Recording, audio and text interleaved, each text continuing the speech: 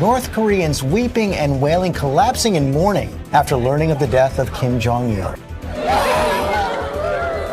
This reaction may seem extreme to you, but to the people of North Korea, they were mourning their god. North Korea, the tiny isolated country with the capabilities of mass destruction.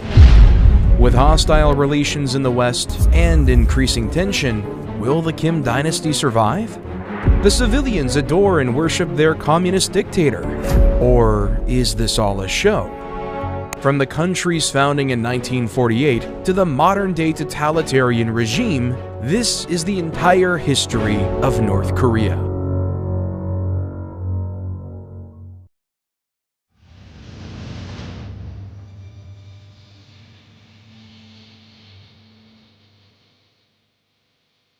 The entire Korean peninsula was under Japanese occupation after 1905. Japan's occupation was unquestioned by foreign powers, and it presented its occupation as a civilizing project. For the Koreans, the story was quite the opposite. Thousands of guerrilla fighters bitterly resisted Japan until 1910, when they were all but destroyed and Korea became fully part of the Japanese Empire. The story of Japanese-occupied Korea is one shared by many colonies. Industrialization and economic expansion came with discrimination against the native peoples, as wealth and resources were siphoned away to the imperial masters. The initial guerrilla resistance was over, but the resentment of the Koreans did not go away. Japan ran Korea like a military colony, with armed teachers in schools and a massive militarized police force overseeing all aspects of life. Also, like many colonies, they longed for independence. With the end of the First World War and all its promises of freedom, Korea agitated for its independence. Protests swept the nation in 1919, which the Japanese put down brutally. In one case, they locked hundreds of protesters inside a church and burned them alive. However, the tide couldn't be stemmed. The wave of Korean nationalism rose, and at its head were the communists.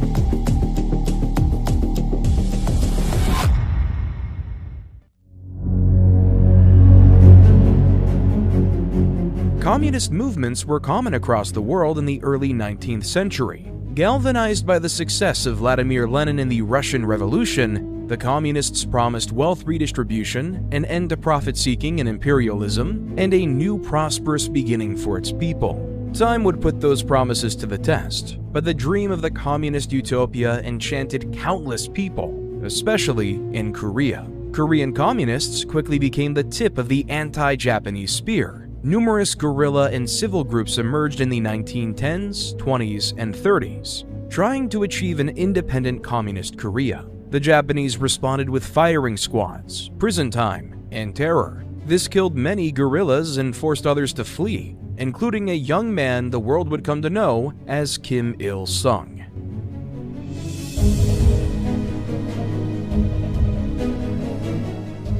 Kim Il-sung was born in 1912 near Pyongyang. His early life is drowned in later propaganda, but it seems he was raised by Christian parents who escaped into China when he was still a child after getting involved in anti-Japanese activity. In China, young Kim fell in love with communist ideas. China had its own active communist movements, which Kim joined as soon as he was able. In 1931, he became a card-carrying member of the Chinese Communist Party and got involved with anti-Japanese protests and militant action. When Japanese forces invaded Manchuria in 1931, Kim joined the resistance, hoping to drive Japan out of China and eventually his homeland. Kim proved to be a successful guerrilla leader. He quickly worked his way up the ranks with successful strike after successful strike, operating in both China and Korea.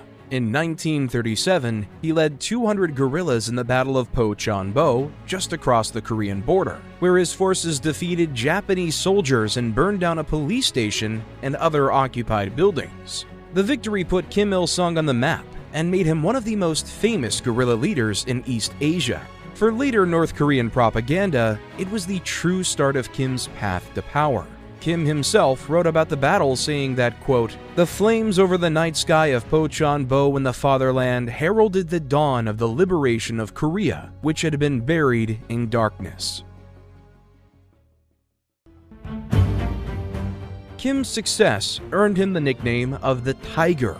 The Japanese military sent out units to hunt him down, and may have killed his secret first wife, which forced Kim to retreat into the Soviet Union, where he was officially enrolled in the Red Army and spent most of the Second World War in hiding. When the USSR declared war on Japan in 1945, Soviet armies marched into the Korean peninsula. Kim followed shortly after. At the same time, US forces landed in the south. After evicting the Japanese occupiers, the Allied powers decided to split Korea, much as they had done Germany. American officials chose the 38th parallel, a previously meaningless line on a map, as the boundary between the two occupied zones. This line, apparently chosen in half an hour by two random American colonels, would become one of the most important borders in the world for the next 80 years. Korea had no natural north-south division, and everyone wanted a united Korean peninsula, under their particular ideology, of course. The Soviets knew they would need a reliable Korean communist leader to achieve this, and Stalin personally chose the greatest of the Korean communist guerrillas for the job. In December 1945, Kim Il-sung became first secretary of the Communist Party of Korea, giving Kim power over his nation that he would hold for the next 50 years.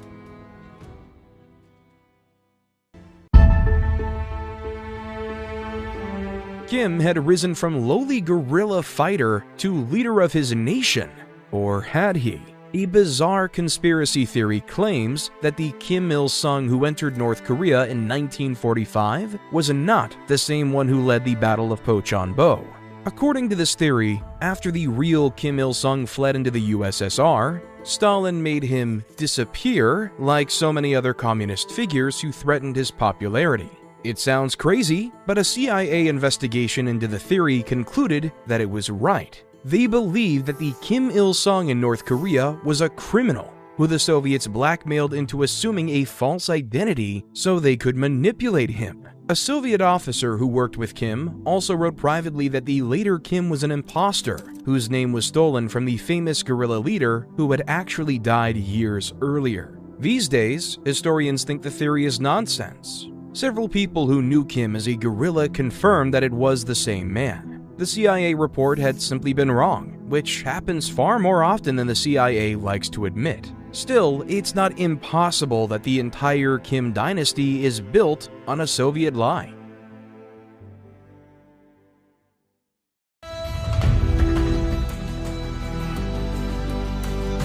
Kim the Gorilla and Kim the First Secretary were probably the same, but no such unity existed for Korea itself. Under two contrasting governments, the Korean peninsula became a flashpoint for the new Cold War between communism and capitalism. In the South, General John R. Hodge ran the U.S. Army's military government of Korea, while Kim acted as the figurehead for a Soviet-backed government in the North. Historians have often overstated the power of the Soviets in the North. Modern scholars accept that after 1946, Kim Il-sung and the North Korean Workers' Party were leading the way in setting North Korean policy. Kim began a series of communistic reforms in his nation. In March 1946, he began seizing land from landlords without compensation and redistributing it to the people, remaking the North's economy in a matter of months with thousands of new small peasant holdings. He set out a 2-year economic plan to guide production and investment, relying on new levels of state control over the economy and a focus on heavy industry. All industry, banks, communications, and transport infrastructure was nationalized. And in July 1946, Kim introduced a sexual equality law that guaranteed equal working rights for women. The reforms were successful, and North Korea saw an incredible economic recovery in the first few years after 1945.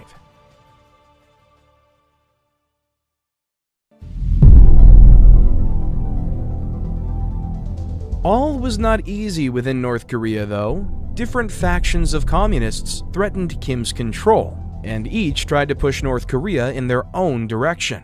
Kim's Kapsun, or guerrilla faction, held power for now. As the name implies, they were mostly made up of former guerrilla fighters whose effectiveness had earned the faith of Stalin. But Stalin's faith was awfully fragile. This made the Soviet Korean Communists a particular threat. Made up of ethnic Koreans with Soviet citizenship, they leaned heavily towards Moscow. While they hadn't proven their effectiveness enough to earn Stalin's favor, the heavy involvement of the Soviets made them a risky rival for the young Kim regime. Then there was the Yunnan faction. This was a Chinese-aligned communist wing, most of its members being part of the CCP. After Mao's communists took power in China in 1949, the Yunnan faction became a potent threat to Kim's Korea-centric approach that threatened to pull North Korea towards Beijing. Last, there were the South Korean communists. Many had fled the south when the American troops arrived and made it their main goal to reunify the peninsula under communist rule.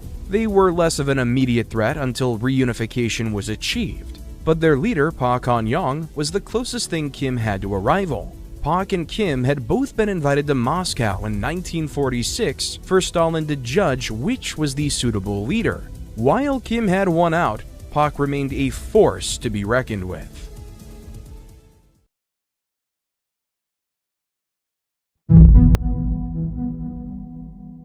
Unsurprisingly, Kim anchored himself in the military. He'd been a guerrilla fighter for decades and made it a huge part of his ideology. So much so that the foundation date of his anti-Japanese guerrilla force, April 25th, became an annual holiday. This guerrilla force was officially transformed into the Korean People's Army, known as KPA, in February 1948. Conscription was in place from the outset, which meant that the KPA has always been a formidable force. Arming such a massive army was a tall order, but the USSR ensured that it was done by pouring weapons, tanks, planes, and artillery into North Korea.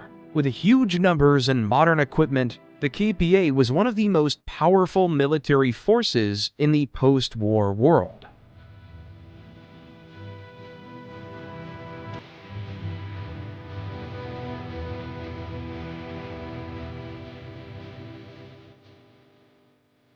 Meanwhile, the newly formed United Nations tried and failed to settle the Korean Peninsula problem. The USSR opposed free elections and refused to cooperate with the UN, believing that they were puppets controlled by the US. The UN proceeded to hold elections only in the south, and on the 15th of August 1948, the Republic of Korea, that being South Korea, was born under the leadership of Syngman Rhee. As far as the UN was concerned, this was the only true Korean government. North Korea responded by writing their own constitution. On the 9th of September, they declared themselves as the Democratic People's Republic of Korea, with Kim Il-sung as premier. North Korea, as we know it today, was finally here.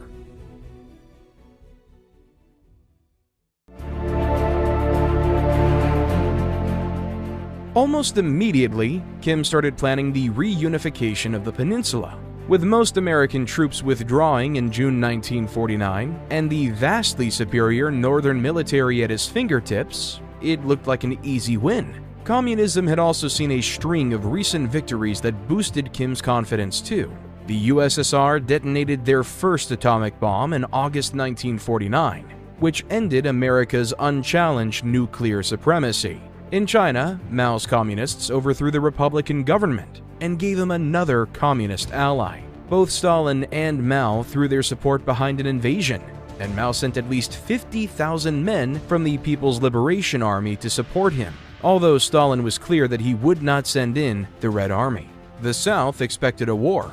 There were several clashes in 1950 that proved hostility between the two Koreas. Then, on 25th of June 1950, North Korean tanks, planes, and infantry poured over the border in a massive assault. The Northern Army outnumbered the poorly equipped South 2-1, its Air Force by more than 10-1, and North Korea's almost 300 tanks met a grand total of 0 units of South Korean armor. South Korea utterly collapsed. Within 5 days, Kim controlled Seoul. almost 80% of South Korea's army was captured, killed, or had deserted, and the tiny handful of US troops on the peninsula could do nothing but run in the face of the North's overwhelming advance. As they went, North Korean forces targeted ideological enemies in South Korea. Politicians, anti-communist intellectuals, and business leaders were systematically exterminated by the KPA. Kim Il-sung was beyond pleased. It appeared he'd won a great victory, but that euphoria was short-lived.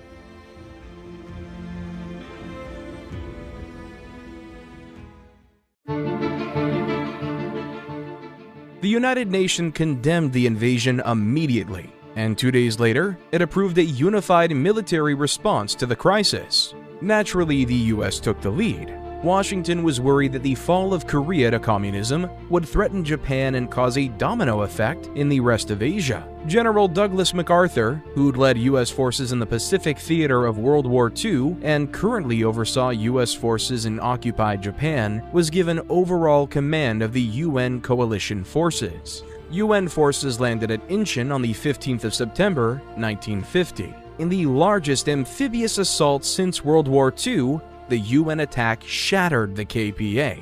The North Korean front collapsed, and tens of thousands of KPA soldiers were captured. The UN quickly retook Seoul, and by the end of September, had pushed back to the 38th parallel. By that point, most of North Korea's army had been killed or captured. In October, UN forces pushed into North Korea itself. Kim and his government were forced to flee, and Pyongyang fell to UN forces within weeks. What had looked like a victory was quickly becoming a total defeat.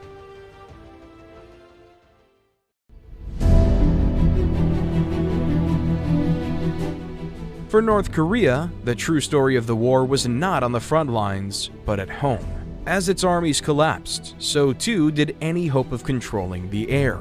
UN-aligned air forces quickly established dominance in the skies above North Korea and used it to devastating effect. The US Air Force led a colossal bombing campaign that devastated North Korea's population and infrastructure. Entire cities were flattened. Villages were wiped off the map. Pyongyang was so badly bombed that not a single major building was left standing. The US general in charge of the Air Forces said that, by October 1950, the Air Force stopped sending bombers out simply because there was nothing left to bomb. An estimated 80% or more of North Korea's buildings were flattened, as more explosives were dropped on North Korea than were dropped in the entire Pacific theater in World War II. Maybe 10% of the North Korean population was killed by the bombing. It is this experience, more than anything else, that shaped North Korean attitudes to the US after the war. Whatever ideological disagreements they might have, and whatever nonsense propaganda the regime puts out, it is the near total leveling of North Korea by US bombing that explains the sheer hatred for the USA that pervades the North Korean state and society.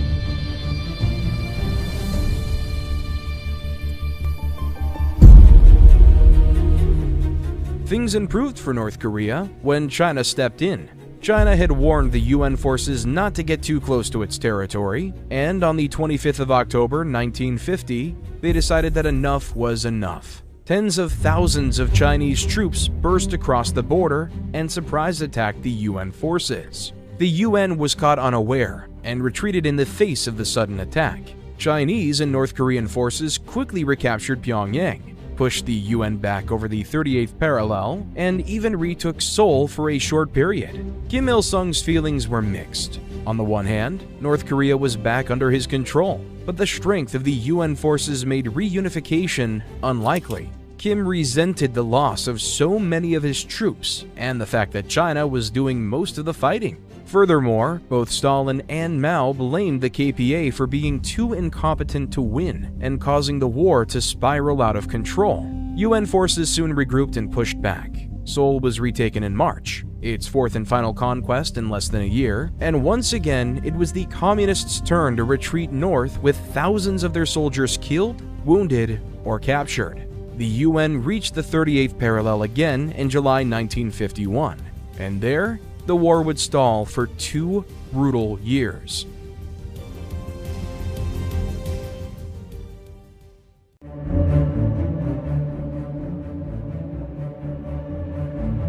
From July 1951 to July 1953, the Korean War was a stubborn stalemate that was as grueling and frustrating as the trenches of the First World War. Casualties continued on both sides, but no significant territory changed hands. After several failed attempts to negotiate, both sides finally came to an agreement on the 27th of July 1953. It was not a peace treaty, but an armistice. Both sides agreed to halt military operations, release prisoners, and return the remains of the deceased. The armistice set up an internationally monitored demilitarized zone, the Korean DMZ, along the border to mark the boundary between the two nations. The war has been left unfinished ever since. Skirmishes and episodes of violence have broken out, but for the most part, North and South Korea have been locked in a tense standoff that has threatened to spill over into a devastating war at any moment for the last 70 years.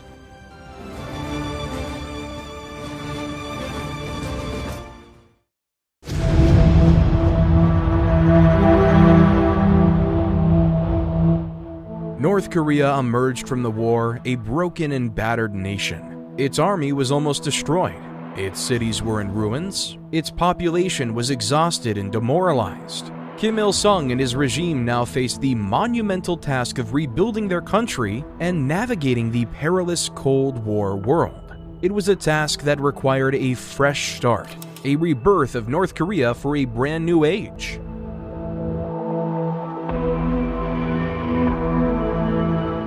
The war devastated North Korea socially and economically. Overall economic output fell by 75% from 1949 to 1953. Output of energy, fuel, chemicals, metallurgy, and agriculture was a fraction of what it had been before the war. North Korea needed a rebirth, and Kim Il-sung set out the ways in which they'd achieve it.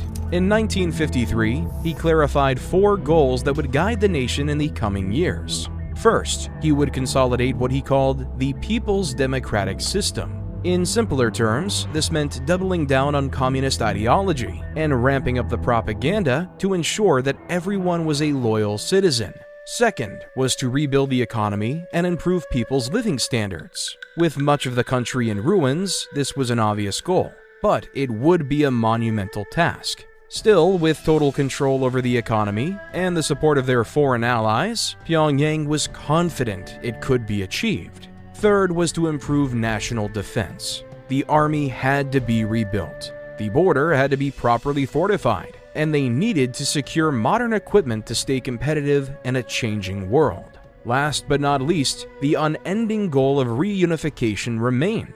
Kim's hopes had been shattered during the war, but he and other North Koreans remained convinced that it was possible. North Korea had its work cut out for it.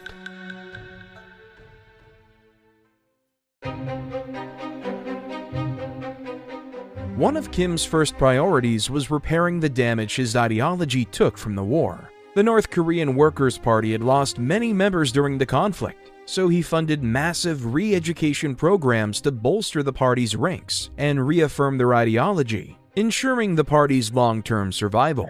However, the more serious damage was to the North Korean Worker Party's prestige. The Communists had presided over a failed war that had not reunified the country as promised, and communism itself had been rejected by the South Korean masses, who failed to rise up to support their northern invaders. Kim decided to redirect blame for those failures towards his internal rivals. By scapegoating his enemies, Kim redirected popular resentment away from himself and towards the rival communist factions. By removing these people from power, he crippled his internal enemies and could fill government positions with his own allies instead. It was transparent and predictable, but it was awfully effective. The Soviet Korean communist leader Ho Kai-I faced Kim's wrath towards the war's end, when he was purged of his posts and blamed for a series of failures in the country's response to the war, especially the slow repairs of dams and infrastructure bombed by the Americans.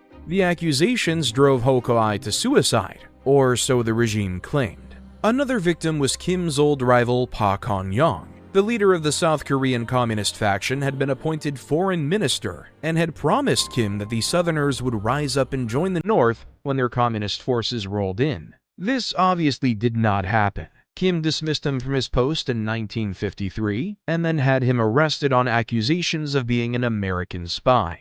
Only disloyalty, the regime argued, could explain such a complete failure. He was given a show trial and executed in December 1955. Hundreds of communist figures found themselves fired, imprisoned, or executed in the months after the war in a similar fashion, and Kim's grip on power became ever tighter.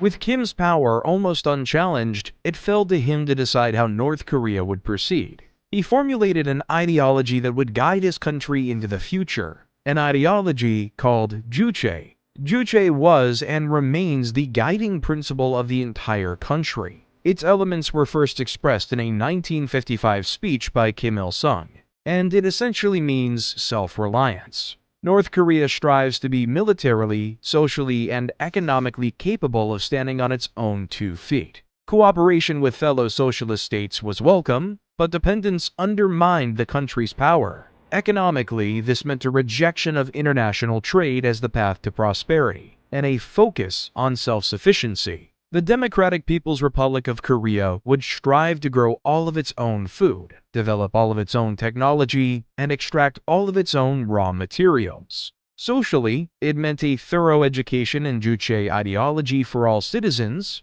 and an insulation from outside ideas that might compromise the ideological unity of the nation. All of this, of course, was in a Marxist-Leninist framework. But Kim stressed that Korean thought and experiences should determine how those Marxist-Leninist ideas would be applied in practice. Juche also defined the North against the South. For Kim, the North was a fiercely independent nation that stood on its own, while the South was an American puppet shackled to its trading partners and military alliances. However, Juche is more than a practical philosophy. It's also an intense love of North Korea. One historian of North Korea described Juche as an assumption that Korea is at the center of the world.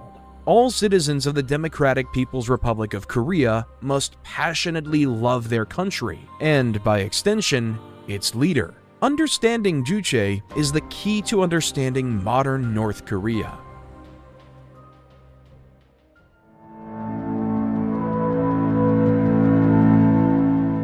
North Korea had a goal and a means of attaining it, but it also needed a center to anchor the whole system, and Kim made himself that center. The 20th century was already no stranger to dictators whose personality cults consumed their nations, but Kim Il-sung's cult would put all of them to shame.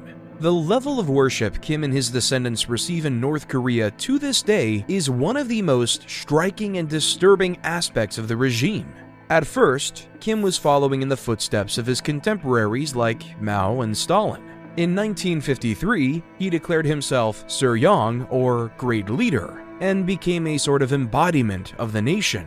However, that amount of power and prestige could make anyone unhinged. Furthermore, by becoming the representative of the nation, any attack on Kim became an attack on North Korea. And in a country that emphasized loyalty to the nation, loyalty to the dictators was an inevitable consequence. This cult quickly grew out of control.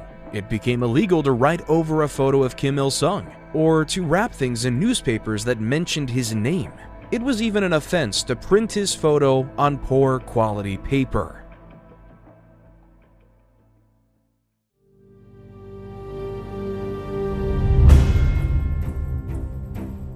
However, the ruler cult almost brought Kim down before he really began. After the death of Stalin, the USSR took a hard pivot against leader cults. In February 1956, the new Soviet leader Khrushchev openly denounced Stalin and his personality cult, along with any other leaders who tried to emulate it. Still dependent on Soviet aid and support, Kim was forced to obey when Khrushchev summoned him to Moscow to be privately scalded for his own ruler cult in the summer of that year. In his absence, Soviet and Yunnan communist factions hatched a conspiracy. They shared Khrushchev's disgust with the ruler cult and called Sung out for his arbitrary punishment of dissenters. They also criticized his regime's economic policies and is biased towards his own guerrilla faction of communists. When Kim returned for the annual party meeting in late August, he was met with condemnation by the leaders of the other factions. Pak Chong-ok, leader of the Soviet faction, and Cho Chang-hee, leader of the Yunnan faction, along with several of their allies, took to the stage at the party conference and tore into Kim as a tyrant and egomaniac whose actions were undermining socialist principles. But Kim's enemies had miscalculated. The Soviet and Yunnan factions were too anchored in the USSR and China for their support. Meanwhile, Kim was a nationalist hero, a true Korean who had fought the guerrilla fight to free his nation. For many, Kim represented Juche, self-reliance, while his enemies would submit North Korea to the powers of foreign nations. At the party conference, Kim's critics were shouted down. They overestimated their support, and the party voted to expel Cho Chang-hee and Pak Chong-ok. Over the following months, dozens of leaders from both factions disappeared as Kim purged everyone he could lay his hands on. It is unknown how many people died, but it was so bad that Beijing and Moscow sent a joint delegation pleading with Kim to stop the purges. Kim simply ignored them. Most just disappeared. They were forgotten in hard labor camps, or shot and buried in an unmarked grave.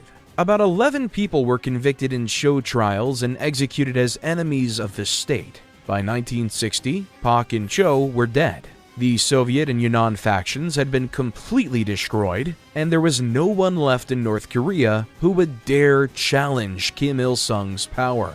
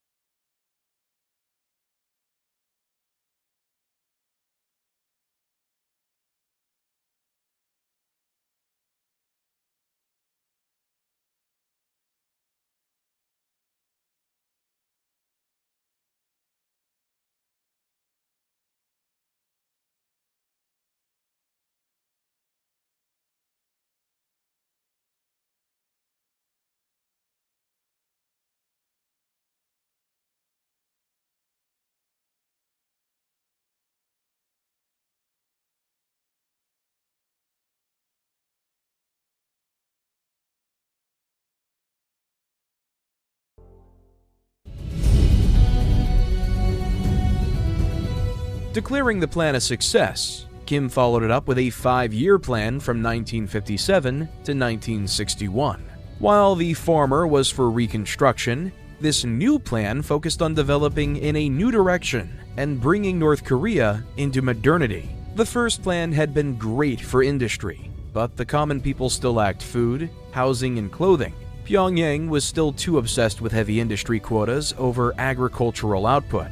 Both China and the USSR criticized Kim's plan and urged him to change it, but Kim stayed his course. The Chalama Ondong, or Flying Horses campaign, was Kim's way of ramping up production.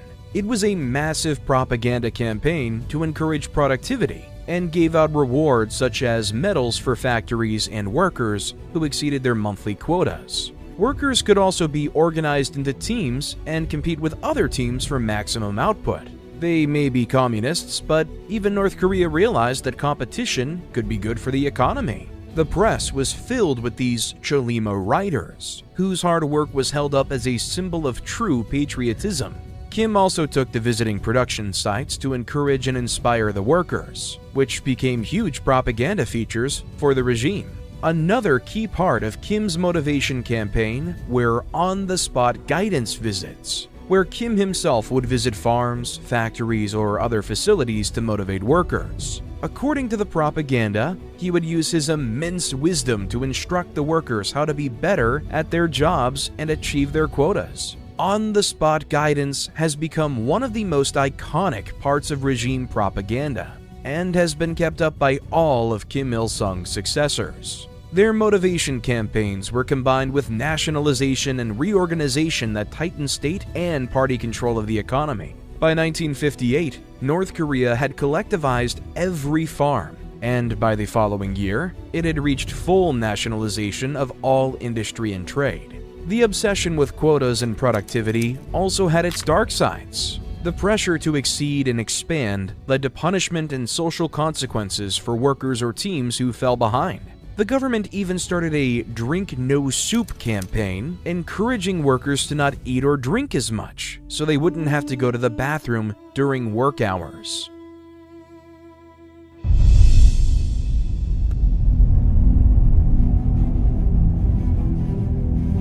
So, was it all a success? It's not so simple. The more Kim pushed, the more the workers were exhausted. The quality of work started to decline, even as the quantity increased. Kim complained that companies were being lazy and would rush to meet their monthly quotas with shoddy workmanship of goods and materials. And by the late 1950s and early 1960s, production growth had stalled again. In theory, by 1959, North Korea had met its production quotas, and the government declared the plan completed ahead of schedule. The big picture numbers definitely looked great. The North's per capita GDP was $140, well above the South's $81, and many industries had seen increases in production by 50% or more. However, the GDP was inflated by industrial output at the expense of the food, clothing, and housing that Kim claimed to prioritize. The average North Korean remained wretchedly poor, living in temporary shanty towns, and many of them suffered from malnutrition. Industrial development came before the well-being of the people. The state also altered the numbers to not count industries such as coal, steel, copper, and fertilizer, which had all failed to meet their plan targets. Grain output was also curiously absent from the official 1959 statistics. It's telling that the government immediately planned a year of adjustment in 1960 to try and rebalance the numbers in preparation for a new phase of economic planning into the 1960s. And never again would North Korea publish thorough data about its economic situation.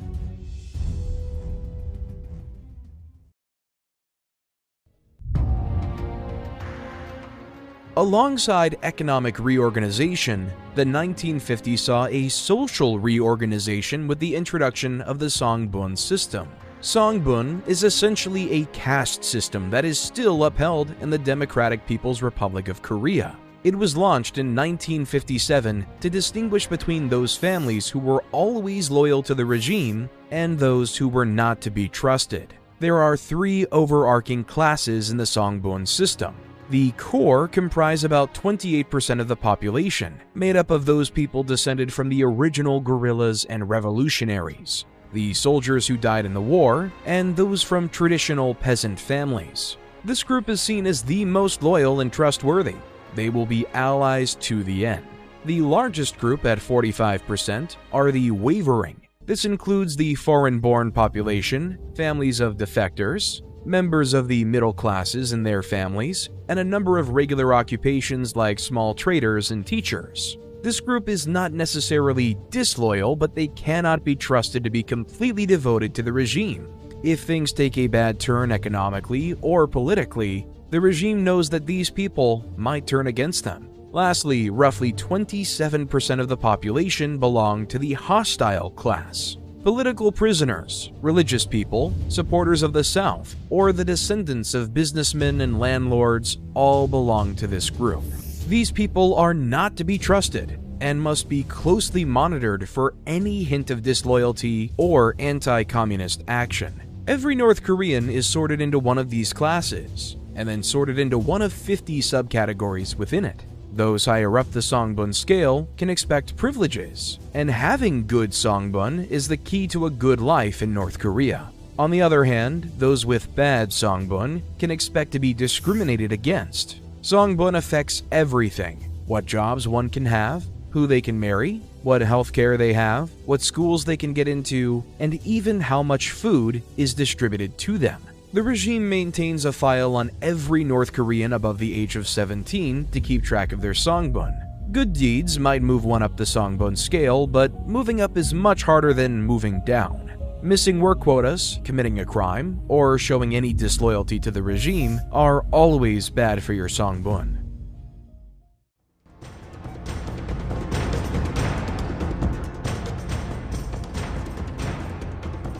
Amidst this social and economic reform, the regime kept pumping out propaganda to tell citizens that they were fortunate to live in the greatest nation on Earth. The regime claimed that North Korea was a paradise, free from the miseries that affected other, lesser nations. According to one kindergarten teacher, there was no such thing as blindness or deafness in North Korean children because those were failures of the pre-revolutionary world.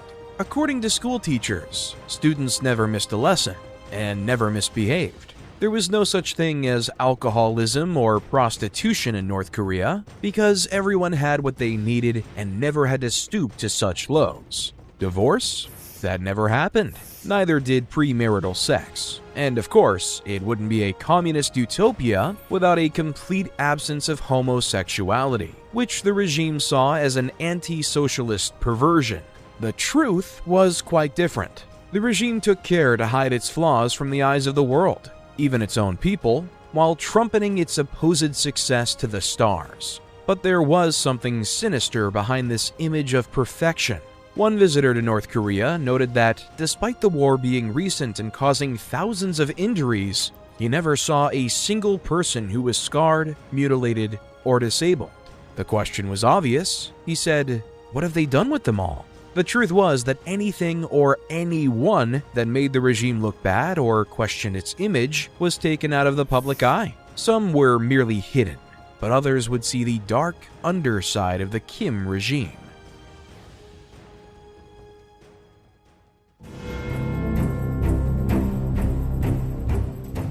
A regime like North Korea needed ways to punish dissenters, and the elaborate system of prison and labor camps first set up by Kim Il-sung's government are some of the most effective and terrifying examples in the world. It is easy to end up in a North Korean prison. The slightest accusation of disloyalty or anti-socialist activity from a party official or someone higher up the Songbun scale could be enough for someone to be swept away by the police. Trials are little more than ideological performances, where the judge can berate the accused for being a traitor and enemy to North Korea before being inevitably sentenced to several years in prison. The North Korean prison system borrowed heavily from Stalin's infamous gulags. They were designed to handle not only regular criminals but political dissidents, whose only crimes were against the ideas of the regime. Virtually all North Korean prisons were and are labor camps. Inmates are subjected to forced labor to produce goods or extract raw materials for the regime. This ensures that the inmates' labor isn't wasted in idleness and, in theory, gives them labor skills and work ethic that those who are lucky enough to be released might remember when they return to society. Many prisons also serve as re-education camps. These places are known as Kyowaso. Then there are concentration camps for political prisoners known as Kwanliso. These are for the prisoners for whom re-education won't work. and only hard labor or total isolation are suitable punishments. Political rivals, such as those purged after the August faction incident, dissidents, critics, attempted defectors, and sometimes the more serious violent criminals, are likely to end up in these camps. Prisoners in all camps are subject to poor living conditions and barely enough food to survive. Beatings are a common punishment, and one former camp guard estimated that at least a third of inmates were mutilated, losing fingers, ears, or eyes to guard beatings. That same guard recalled that, as far as the regime was concerned, inmates are not humans, and there are no human rights protections for anyone in North Korean captivity. With Kim's power secure, the economy recovering, society realigning along socialist lines, and all of the opponents rapidly ending up in camps or graves, North Korea entered the 1960s with everything to play for.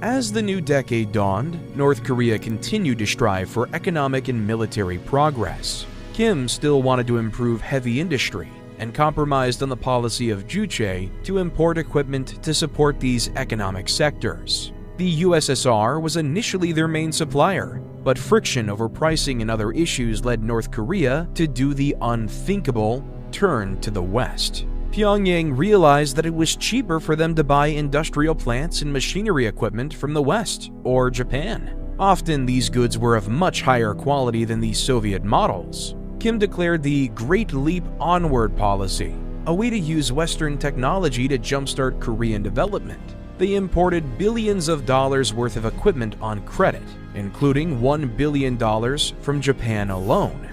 Western businesses were happy to embrace a new market for the goods, and the fact that they were snubbing the Soviets didn't hurt either. In turn, North Korea used the equipment to establish the world's largest cement factory, as well as production facilities for steel, paper, fertilizer, and chemicals. Overall, the West went from almost nothing to being over 40% of total North Korea trade. These brief years of interaction in the 60s and 70s soon faded, however, when it became clear that the North Koreans, who had been buying everything on credit, were never going to pay it back.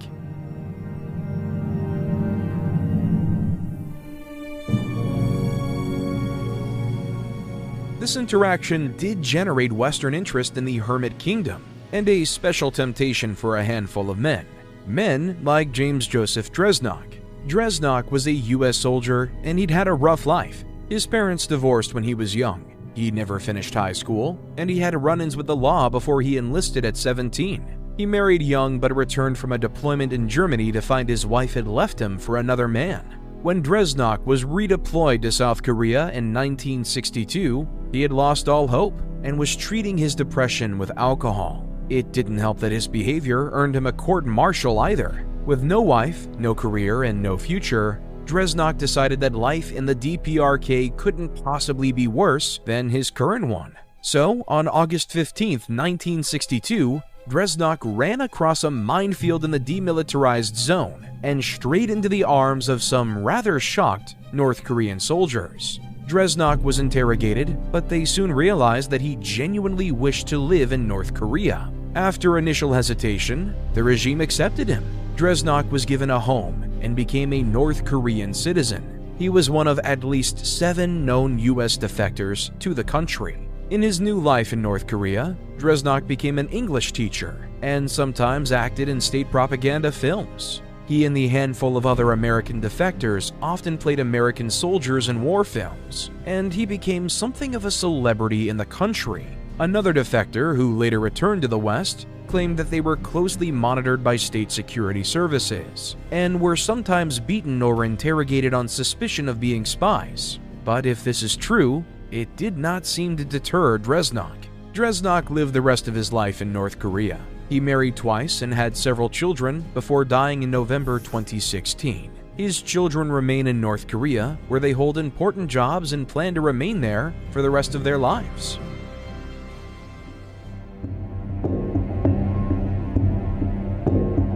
A few defections like Dresnok were not going to redress the military imbalance between North Korea and the US, though. In the 1960s, Kim focused on rebuilding his decimated military, using the rebuilt economic strength of his nation to rearm and upgrade his massive army. The government coined the slogan, "Arms in one hand, hammer and sickle in the other," to emphasize the importance of the military to their vision of the country.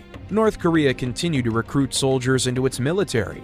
All eligible citizens had to serve 8 years in one branch or another. Most of its equipment was still being given to them by the USSR and China well into the 1950s. Maybe 5% of its annual expenditure went to the military, most in most nations, but not as high as it would be in later years. With no wars to fight, the soldiers were regularly assigned to work projects around the country, providing an easy labor force that could be deployed wherever the state needed them. On top of its obvious use, if war broke out, a strong military was a useful way to indoctrinate young people with state ideology.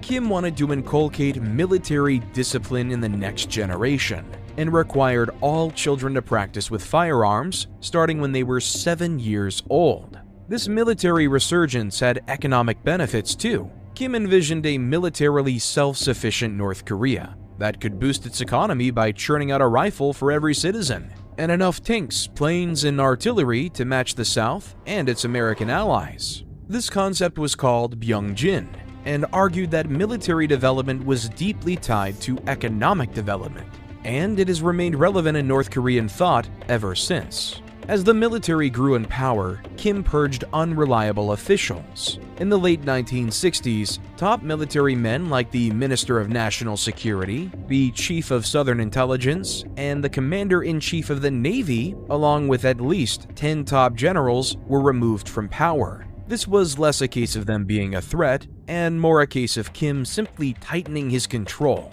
to replace these men with even more dependable allies.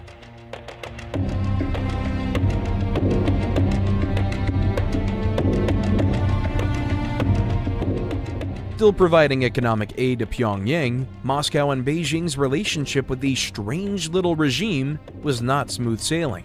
Moscow was still uncomfortable with Kim's personality cult, but it was China who was most unhappy with Kim. North Korea's poor performance in the Korean War had earned them a low opinion in China's political and military leadership, and the fact that China had to take up most of the manpower burden of the conflict created resentment against the Kim regime. Kim's tight control over the state also conflicted with Mao's enthusiasm for popular revolution.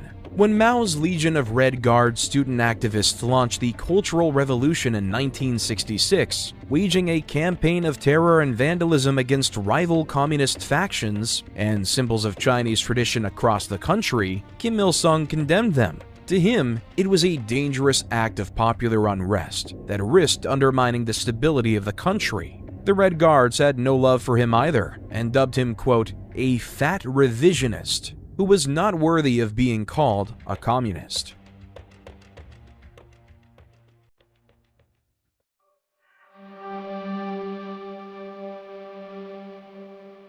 Perhaps it was these wounds to his pride and questions about his credentials that made Kim Il-sung lash out at his enemies in 1966. Inspired by the work of the Viet Cong, Kim Il-sung devised plans for guerrilla infiltrators to slip across the DMZ and wreak havoc on the South. After over a decade of stalemate, it seemed he wanted to roll the dice on conflict once more. Incursions and even firefights along the DMZ were not unheard of, and there were usually a few dozen encounters a year. However, in 1966, these increased tenfold. There were almost daily skirmishes as North Korean guerrillas were caught in South Korean territory. As tensions rose, border guards became more on edge and started to resolve disputes with aggression and gunfire. This period is sometimes called the Second Korean War, but there were no major battles. Rather than a concerted campaign, it was hundreds of tiny skirmishes and guerrilla attacks.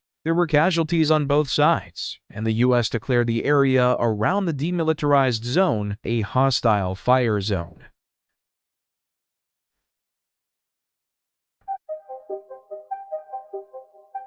By far, the most dire episode of the conflict was a daring and disastrous North Korean assassination attempt on the South Korean president.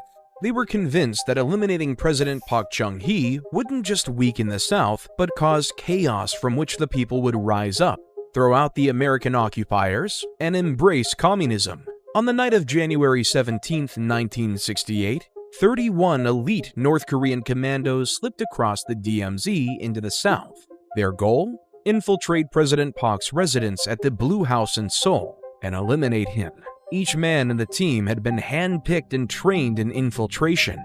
They'd rehearsed this mission dozens of times, and most of all, they'd been pumped full of North Korean propaganda. They avoided detection for several days until they encountered 4 civilian woodcutters. These civilians might have feared death, but they were saved by the delusional propaganda of the North. The Democratic People's Republic of Korea had assured its people that the southern masses were oppressed and eager to embrace communism. The soldiers simply explained the virtues of communism to the men, promised that they'd all soon be joined in wonderful communist bliss, and let them go.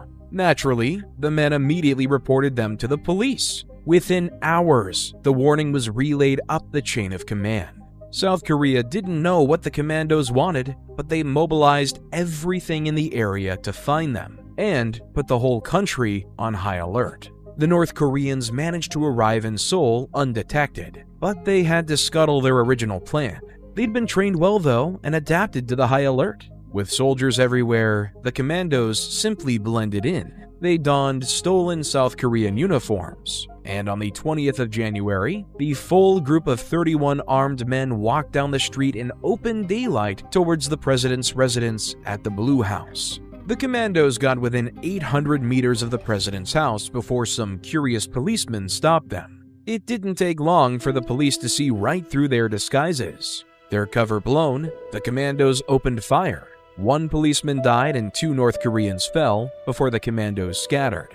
A massive manhunt was launched in the following days. South Korean and American forces swept the city and countryside, hunting down the scattered commandos. Of the 31 commandos, just 1 escaped back across the border. 1 more was captured, but all of the rest were killed. The Blue House raid was an embarrassment for both sides. The North Korean soldiers had foolishly blown their own cover and failed their mission. However, had the 4 civilians not warned the authorities, it is possible the commandos would have succeeded. Even then, with Seoul on high alert, the commandos had gotten within 800 meters of their target before being caught.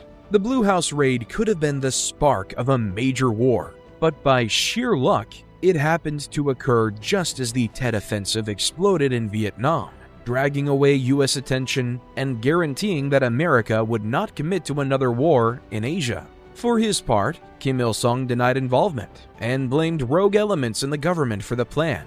But other actions by North Korea at the same time paint a different picture.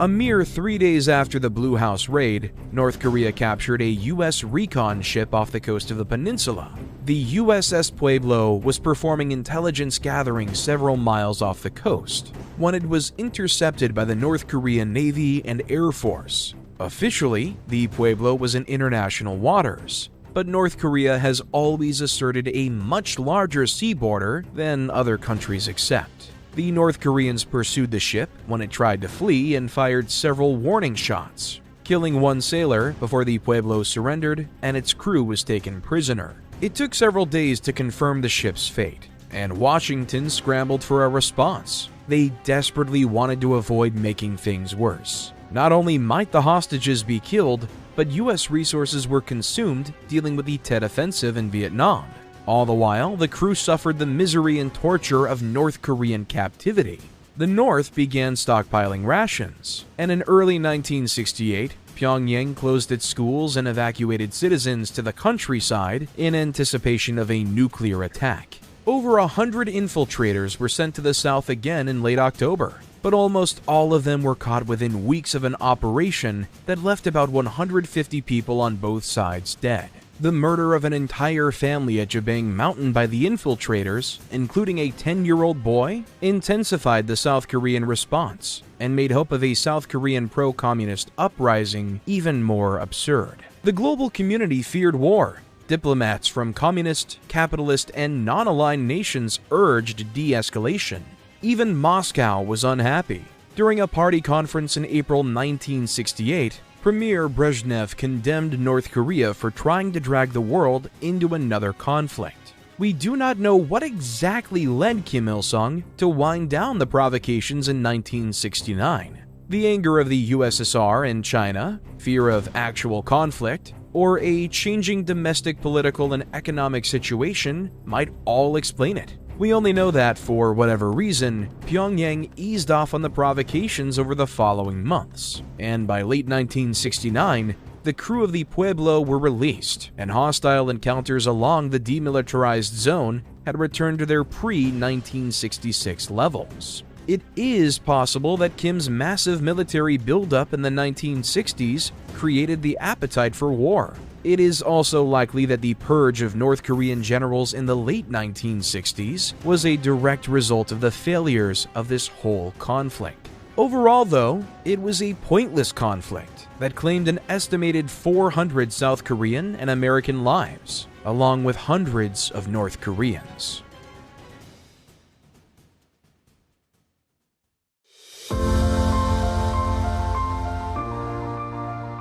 North Korea's military fortunes were poor, but its economic prosperity at this point was not so dire. Per capita GDP in the North was comparable or even higher than that of the South well into the 1960s and 70s. More than just rebuilding, North Korea had upgraded too.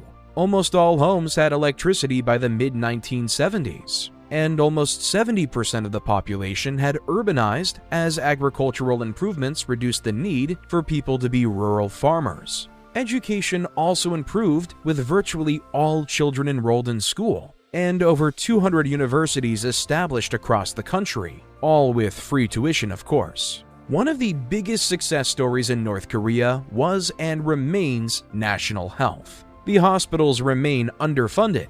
However, mandatory health checkups and vaccination programs instituted under Kim Il-sung have left North Korea with an unusually high life expectancy and a low infant mortality rate despite its relative poverty. To this day, North Korea enjoys an average life expectancy of about 73 years, lower than the US or other developed countries, but considerably higher than other nations of comparable economic status. Still, Kim's promises far exceeded reality.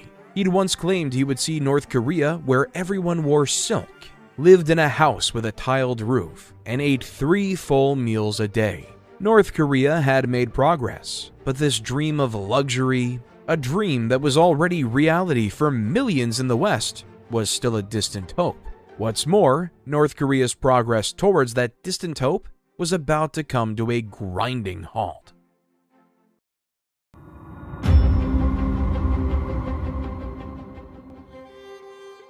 By the mid-1970s, North Korea's economy was showing signs of struggle. The Chilima movement had exhausted its workforce, and production was steadily declining. Imports of advanced Western machinery had stalled when it became obvious that Pyongyang would not be able to pay its debts.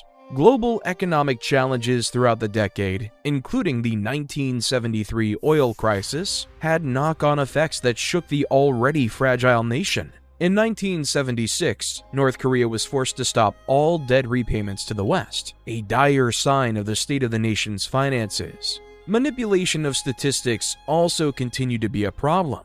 Success varied wildly in different parts of the economy, and already by 1968, the government had stopped publishing specific data on economic output to avoid scrutiny. Some industries like ceramics soared, and the government smashed these numbers together with massive underperformance in other industries to create the illusion of success for propaganda purposes. By not recognizing their failures, though, the government only made it worse, continuing to pour resources into overperforming industries when they could have been better spent elsewhere. Things were not all bad. By many metrics, life in 1970s North Korea was relatively good, at least in the first half of the decade. Residential construction projects had finally addressed the housing shortages that plagued the country since the war, and there had been undeniable development in both industry and agriculture. However, the North would soon fall rapidly behind its southern neighbors in terms of prosperity, quality of life, and industrial output. Pyongyang tried to save its flagging economy with the August 3rd Consumer Goods Movement, which was basically a campaign to get North Koreans to buy useless goods they didn't need and that didn't last, just to create demand and boost GDP numbers. Attempts to restart the Cholima campaign for the movement failed. The exhausted workforce produced poor products, which meant even more had to be made to replace them, creating an endless cycle of decreasing quality and increasing demand that further warped economic statistics. North Korea's pride especially suffered as its old rivals in the South and in Japan began rapid economic rises that catapulted them ahead in the 1970s. As South Korea soared, North Korea became increasingly dependent on its Soviet and Chinese allies. By the end of the decade, North Korea was effectively a vassal state of the USSR, relying on them for economic subsidies and diplomatic muscle, and watching as its enemies soared ahead towards prosperity.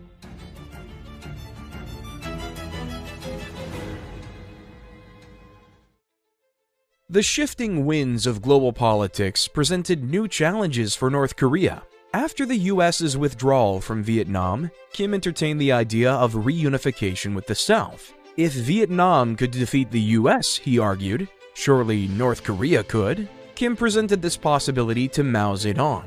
But this was not 1951 anymore. North Korea's military advantage over the South had shrunk dramatically, and the US's embarrassment in a guerrilla war spoke little of its power to win a conventional one. Furthermore, Beijing had not forgotten that their soldiers had shouldered most of the fighting burden after saving Kim's last disastrous war attempt. Frankly, they did not trust Pyongyang to win.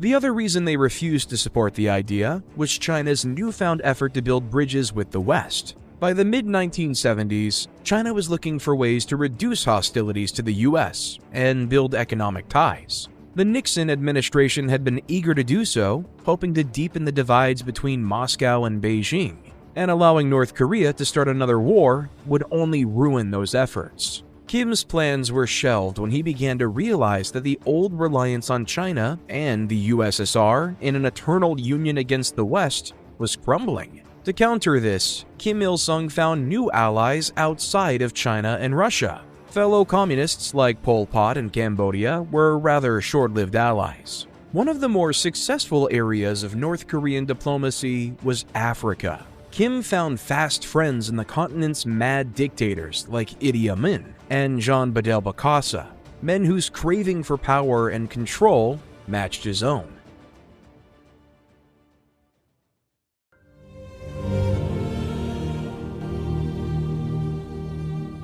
Another appropriately psychotic friend Kim made was Francisco Mesias Nguema, the ruthless dictator of Equatorial Guinea. Nguema turned his country into his own little hellish cult. His official nickname was the Great Miracle, and priests had to give praise to him in every service. Of course, he shared the bloodlust of North Korea too. In one instance, Nguema had 200 people massacred in a football stadium while blasting pop music over the speakers. Equatorial Guinea was easily one of the worst places in the world to live.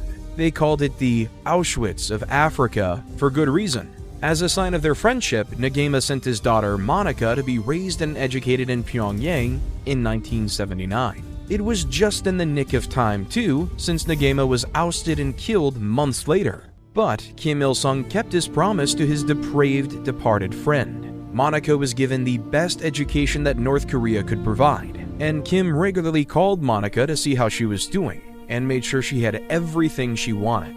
Monica is still alive, and proudly considers Kim Il-sung to be her second father. She has written several books about her life and family, where she adamantly defends both Nguema and Kim Il-sung as good men who were unfairly smeared by Western propaganda.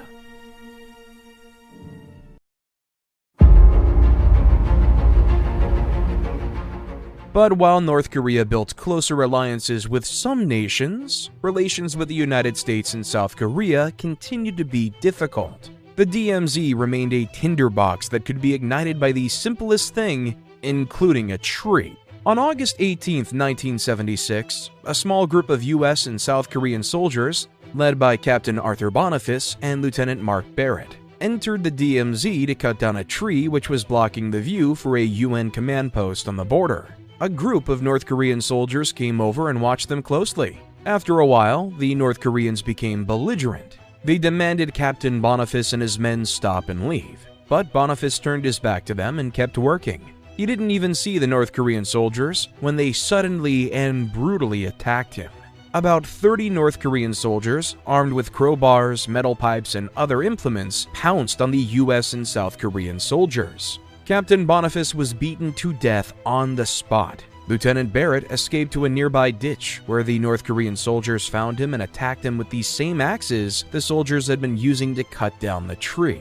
Boniface and Barrett both died from their injuries. Both men were armed but never drew their weapons, probably scared that gunfire would only make things worse. Immediately, North Korean state media spun the attack as an act of American aggression, and North Korea's international allies echoed this propaganda. Video, photographic, and eyewitness evidence refuted it, but the regime made sure that the North Korean people only saw their version of events. But if Pyongyang had hoped the US would back down, they were badly mistaken. The US refused to take the murder of 2 of their soldiers lightly, but they also didn't want to start a war over a tree. Cue Operation Paul Bunyan, named for the famous lumberjack folk hero. The US had a single goal. They were going to cut that tree down, and they were going to dare Pyongyang to try and stop them. The US called in an army's worth of resources. Hundreds of armed soldiers, martial arts specialists, armored vehicles, attack helicopters, a fleet of bombers, fighter jets, and not to mention the aircraft carrier USS Midway, which was moved to a station offshore. Practically every US and allied military base in East Asia was put on full alert, ready to assist if the North Koreans tried to stop them cutting that tree. With enough firepower to conquer a small country behind them, the US sent a team into the DMZ to chop down the tree once and for all.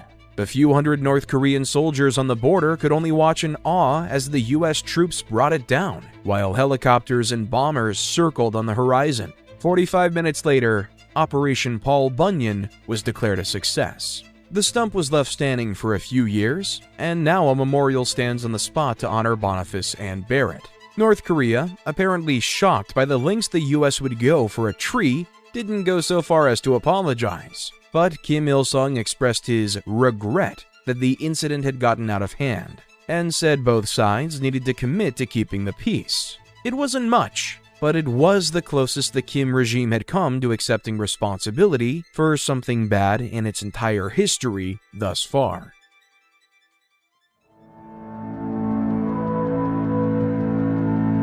The Paul Bunyan incident didn't solve issues along the DMZ, not by a long shot, but subsequent disagreements were generally more civil. In fact, they could be downright silly at times. The flagpole war of the 1980s was a good example, and it's exactly what it sounded like. South Korea erected a 98-meter flagpole near the border so that their flag could be seen by the North. Taking some lessons from the showmanship of their American rivals, the North answered back with a 160-meter flagpole that dwarfed their neighbors. The flag alone weighed almost 600 pounds, and to this day, this little sign of North Korean vanity is the tallest flagpole in the world.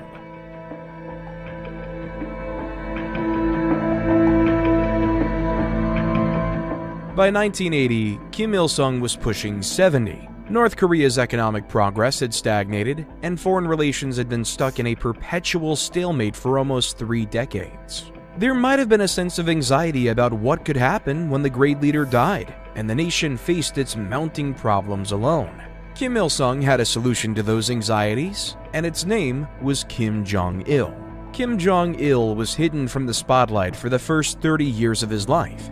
Born in a Soviet military camp in 1941 to Kim Il-sung and his first wife, Kim's childhood is obscured behind a ridiculous level of absurd and fanciful stories. Kim Jong-il first emerged into the corridors of power in the 1970s, playing a key role in party politics, even as he was hidden from public view.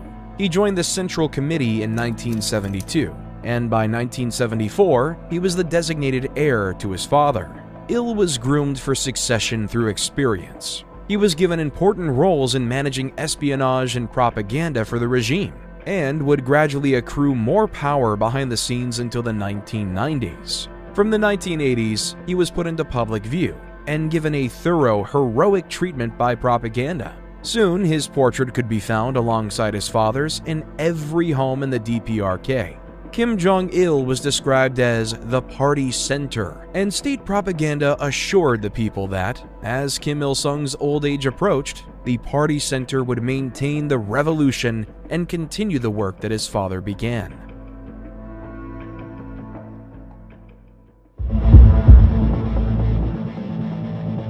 One of Kim Jong-il's first responsibilities was to coordinate propaganda to improve the DPRK's image. Despite his ideological opposition to Western ideas, Kim Jong-il was famously a huge film buff and owned a massive collection of foreign films that would have earned a regular North Korean a trip to the labor camps. Working with the propaganda and agitation department, Kim Jong-il dreamed of making North Korea a sort of communist Hollywood. Instead of themes of freedom or tales of cowboys and US soldiers like the Americans made, he dreamed of a film industry that sang the praises of communism and retold the glories of Kim Il-sung and his glorious revolution. The trouble was that North Korea didn't have the people to make films that could compete with Hollywood. Kim Jong-il made a few of his own during the 1970s, but any applause they got from the North Korean audience was forced. Kim knew he needed people with talent to make his dream come true, and he knew where to find them. In January 1978, North Korean agents approached South Korean actress Choi Eun-hee while she was in Hong Kong. They shoved her onto a boat and took her back to North Korea, where she was given a tour of the country and met Kim Jong-il. Despite her kidnapping, Choi was treated well and spent time with Kim visiting theaters, operas, and parties across the country.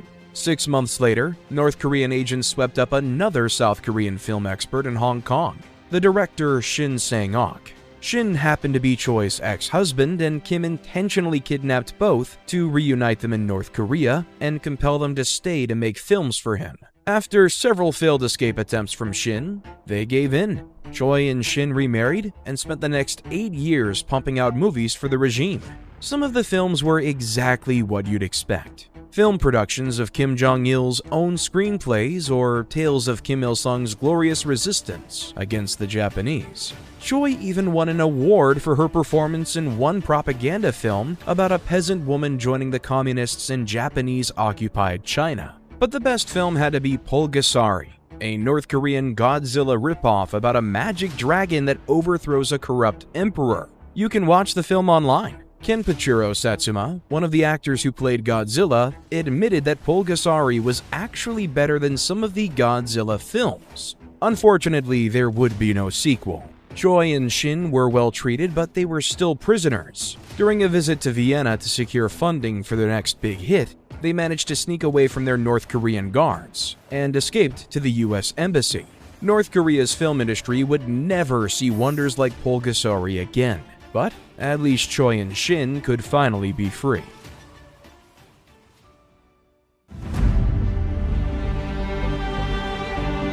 Choi and Shin were not the only people kidnapped and taken to North Korea in this period, and many would not have the chance to escape. Throughout the 1970s, Pyongyang kidnapped hundreds of foreigners and smuggled them back to the DPRK. Most of the targets were taken from Japan.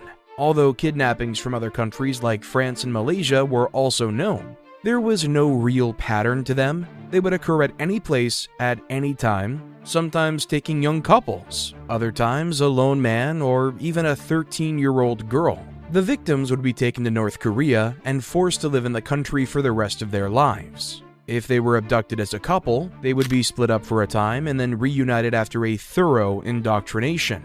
If they were alone, they would eventually be paired up with another captive of the opposite sex. They would be given a home and expected to conceive children. That was the reason why they were taken in the first place. North Korea wanted those children to turn them into loyal spies. Marriage between North Koreans and foreigners were forbidden, and so racial homogeneity was almost universal in North Korea. Therefore, a spy who did not look like a North Korean was an extremely valuable asset to the regime. A similar tactic was the seed-bearing strategy, where young North Korean women would be sent out to seduce powerful foreign men like politicians and businessmen. They'd get pregnant, and then the North Korean government would use the children to blackmail the men to give them concessions or other support from their position of power. The ends of both schemes were similar: to breed a crop of ethnically camouflaged spies who could blend into society anywhere North Korea needed them to.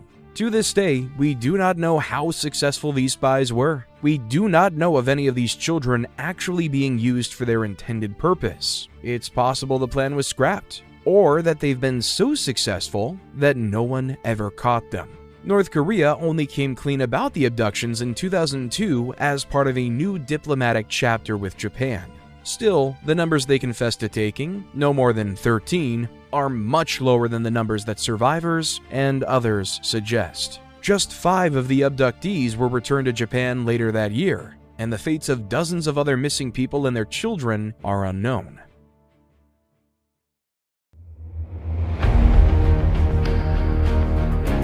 North Korea's criminal behavior seemed to get worse in the 1980s, perhaps reflecting the newfound influence of Kim Jong-il.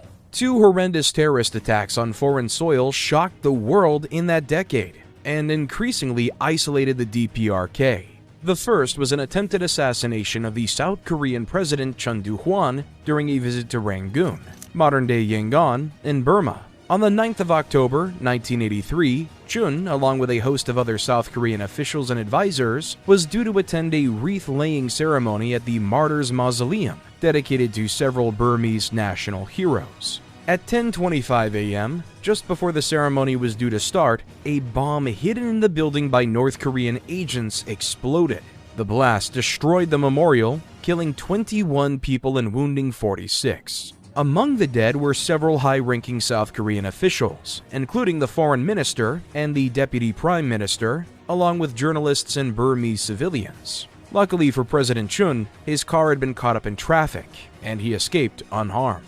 North Korea was an obvious suspect, and police quickly identified 3 North Korean military officers who had secretly entered Yangon and received a package from a North Korean diplomatic mission, which was later found to have been explosives. Police closed in, but the suspects did not go easily. One suspect was killed in a firefight with police after taking down 3 police officers. The remaining 2 were captured after attempting to kill themselves with a grenade. One of these men, Kang Min-chul, avoided the death penalty by confessing the details of the crime and implicating the regime. The Rangoon bombing shattered North Korean relations with multiple countries, especially Myanmar, who were appalled that they would attempt not only to murder the leader of South Korea, but to do so at a sacred site within a neutral country.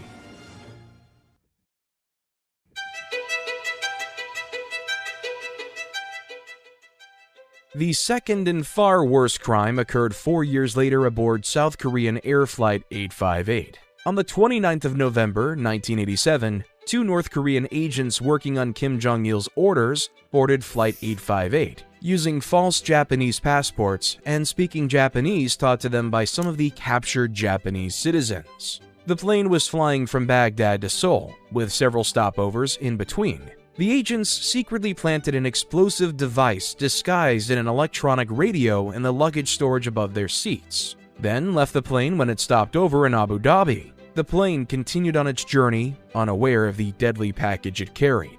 A few hours later, the bomb detonated over the Andaman Sea in Southeast Asia, killing all 115 people on board. The agents tried to flee through the Middle East, but were caught in Bahrain. They both tried to commit suicide, but only one succeeded. The survivor, a woman named Kim Hyun-hee, was detained and quickly linked to the attack. Investigation and interrogation soon revealed the truth. Kim Jong-il had been taken from a young age and forced through North Korea's spy program, trained to be completely loyal to the regime. Kim Jong-il personally ordered her and her partner to bomb the plane to scare South Korea and frighten people away from the upcoming 1988 Olympics in Seoul. For her part, Kim Jong-il was sentenced to death, but she was pardoned by the South Korean government, who argued that the indoctrinated girl was as much a victim of the regime as anyone else. It was a controversial decision, and Hyun-wei lives with constant security out of fear of revenge from the victims' families or the North Korean government to this day. She has since denounced the regime and appears to be genuinely remorseful, but the decision to let her off the hook has angered many people. The murder of 115 people aboard Flight 858 was one of the most egregious acts of violence committed by North Korea since the Korean War. The international community was outraged, and the US officially declared North Korea a terrorist state. Of course, North Korea officially denies that it had anything to do with it, but the evidence against them is unquestionable.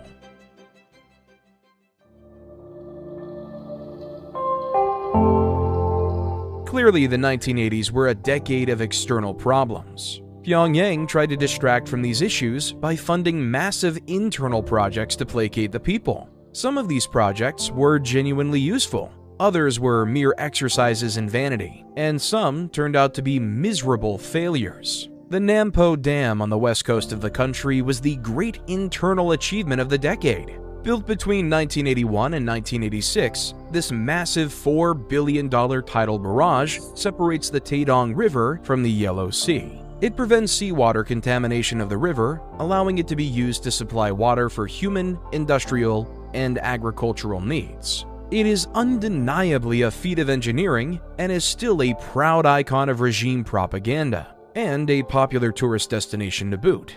But while the Nampo Dam had a purpose, the Juche Tower did not. The Juche Tower is a 560-foot tall monument to the regime's ideology in Pyongyang. It makes for a pretty sight, and it was an impressive 70th birthday gift to Kim Il-sung. But it was little more than a monument to the cult of the Kim Dynasty. Then again, at least it was completed, unlike Pyongyang's other flagship 1980s project, the Rugyong Hotel. This 1,000-foot tall pyramid skyscraper towers above the city's skyline and was supposed to be an icon of a modernizing North Korea. It was planned to have restaurants, guest rooms, casinos, and lounges, all to attract foreign visitors and, crucially, foreign investment. What North Korea actually got was an endless money pit where construction and planning problems led the project to be abandoned. It was started in 1987, intended for Kim Il-sung's 80th birthday in 1992, but it was abandoned and is unfinished to this day. It was meant to be a monument to the nation's greatness, but instead, it stands as a symbol to the vanity and wastefulness of a regime that would waste billions on vanity projects while their countrymen sink into poverty.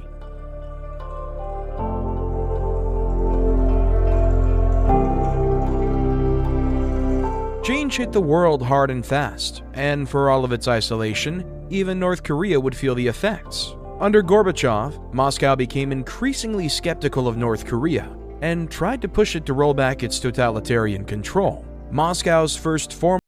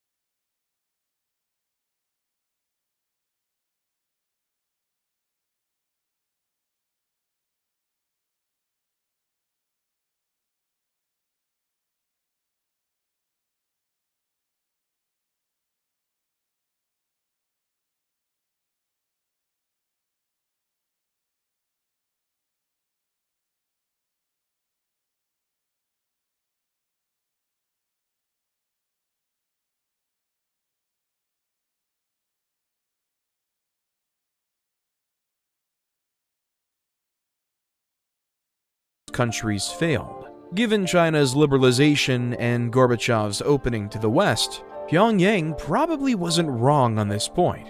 Opening itself up to new ideas could well have been fatal for North Korea's totalitarian regime, and so the hermit nation doubled down on its isolation.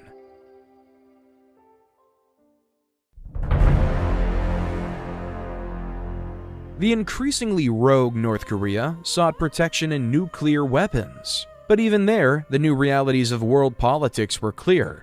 The North had been eyeing nuclear technology for decades. It had nuclear power plants, largely thanks to Soviet support, but it was still a long way from making nuclear weapons of its own. In the 1990s, the US began putting increasing pressure on North Korea to open up its reactors to international inspectors. In theory, North Korea's interest in nuclear technology was purely for energy purposes. The loss of fuel supplies and subsidies from the USSR had compromised the country's energy sector, but the risk of them repurposing it for nuclear weapons was obvious. Better, Washington argued, to stop them before they can repurpose that material into weapons than wait for them to do it. When the North suddenly withdrew from the International Nuclear Non-Proliferation Treaty in March 1993, it triggered the first global nuclear scare of the post-Cold War world.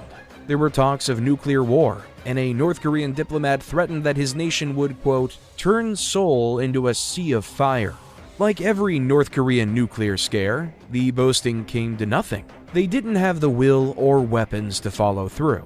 Furthermore, a U.S. delegation led by former U.S. President Jimmy Carter arrived in 1994 and managed to convince Kim Il-sung to scale back the nuclear program if the U.S. agreed to provide safer, non-weaponizable alternatives for the DPRK's energy needs. For a moment, it looked like North Korea's path might change. The world had forced a readjustment. The DPRK had agreed to international help, and Western help at that, for a critical part of its economy. Even better, Kim agreed to host a meeting with the South Korean president in Pyongyang in late July 1994, an unprecedented diplomatic gesture. It was a glimpse of hope, the potential for a more cooperative North Korea, but that glimpse wouldn't last, and neither would Kim Il-sung.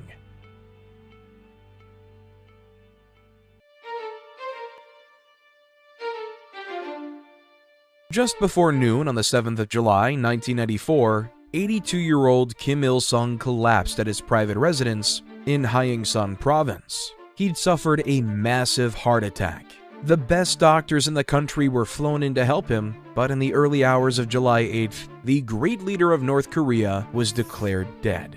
The state had secretly been preparing for his death for years. Arrangements for national announcements, public mourning, and an elaborate funeral were already in place. Still, tradition demanded that his death only be announced 34 hours later. Every North Korean remembers where they were when they heard the news of his death. Neighbors gathered around the only TV in the street to hear the news. Students were called together so the announcement could be made to the whole school. Production lines halted as the news spread through the factories. The 34,000 statues of Kim Il-sung dotted around the country became pilgrimage points for a nation consumed with grief. From the outside, the outpouring of grief for Kim Il-sung's death seems bizarre. Was it all for show? A performative act by people who knew they could be punished for not seeming sad enough? Or was it all genuine? A sign of the thorough brainwashing that North Korea had been subjected to by Kim's regime for the last 40 years? Eyewitnesses vary on their answer. Many people in North Korea had never known life outside of the cult of the Kim Dynasty, and the loss of the great leader was an emotional blow that upended their worldview. There were others, of course, who saw him as a tyrant, even if they couldn't voice it. They knew what had happened to friends, colleagues, and family members who had dared criticize him in the past. Supposedly, Kim Il-sung's elaborate state funeral attracted 2 million people to Pyongyang. Video footage showed weeping crowds falling to their knees as the convoy rolled past. Women collapsed into the arms of their husbands as they visited Kim lying in state. Again, it is impossible to draw the line between what was real and what was for show. One person who was definitely on show was Kim Jong-il. For him, the funeral of his father was the first official act of his new regime. Kim was laid to rest in the Kumsusan Palace of the Sun in a glass coffin, where his embalmed body can still be seen by visitors today. he was also made Eternal President of the People's Republic, a symbol of his continual presence in the political and ideological life of North Korea.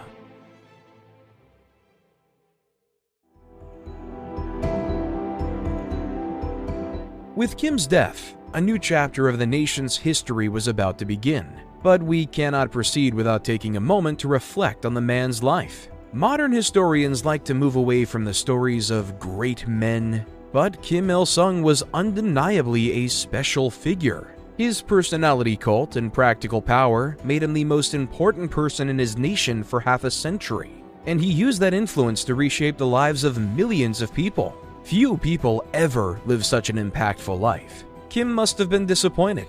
Despite his efforts to hide it, North Korea had fallen behind its southern enemies in prosperity, industry, technology, education, diplomacy, and more.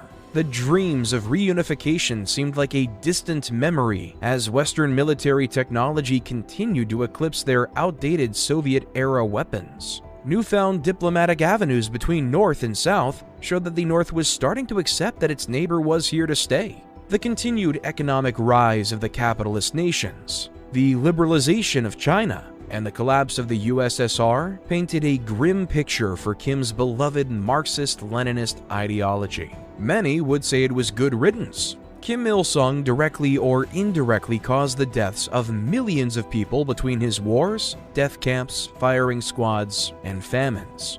For every person shedding a tear in the streets of Pyongyang, there were probably many more around the world celebrating the demise of one of the century's most brutal dictators. But if anyone hoped that the great leader's death would improve things in North Korea, they were about to be sorely disappointed.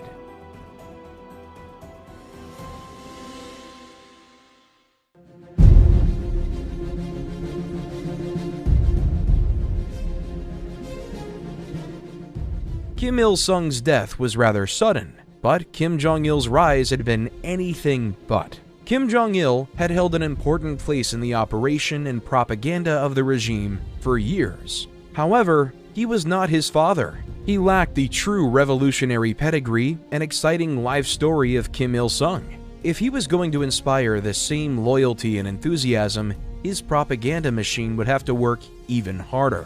As a result, North Korean propaganda churned ridiculous stories about Il's life and skills to make up for his rather uninspiring life story. It was said he was born on a sacred mountain and a new star appeared in the sky to mark his birth, or that his mood could change the weather. According to the propaganda, Kim was a creator and an innovator. He wrote hundreds of movie scripts and operas during his life, on top of the many ideological works that flowed from his pen, like scriptures from the hands of a prophet. But maybe his greatest creation came in the 2000s, when he invented a reward for outstanding students: a piece of meat stuck between two pieces of bread. The West quickly ripped off this stunning innovation and called it a hamburger, but North Korea knows the real truth. Kim was also a peerless sportsman. During his first game of bowling, he hit a perfect 300. Then, of course, there was his legendary golfing talent. Kim hit 11 holes in one in his first round of golf in Pyongyang, and he was so good that he decided to never play again. Why would he need to, when he was already the best in the world? Even his toilet habits were mythologized, or his lack thereof. According to the government, Kim Jong-il never needed to use the toilet or attend to the basic bodily needs that mere mortals dealt with every day. It's likely that North Korean propaganda is bending the truth a little bit. In reality, very little is known about Kim Jong-il's private life. He possessed multiple mistresses and had at least 6 children, although more might have existed out of public view. Despite his image as a staunch North Korean patriot, his undying love of Western films was a poorly kept secret of his private life, and one of the only things we really know about his life behind closed doors. The propaganda made the new Kim out to be extraordinary, but reality was ready to put that to the test.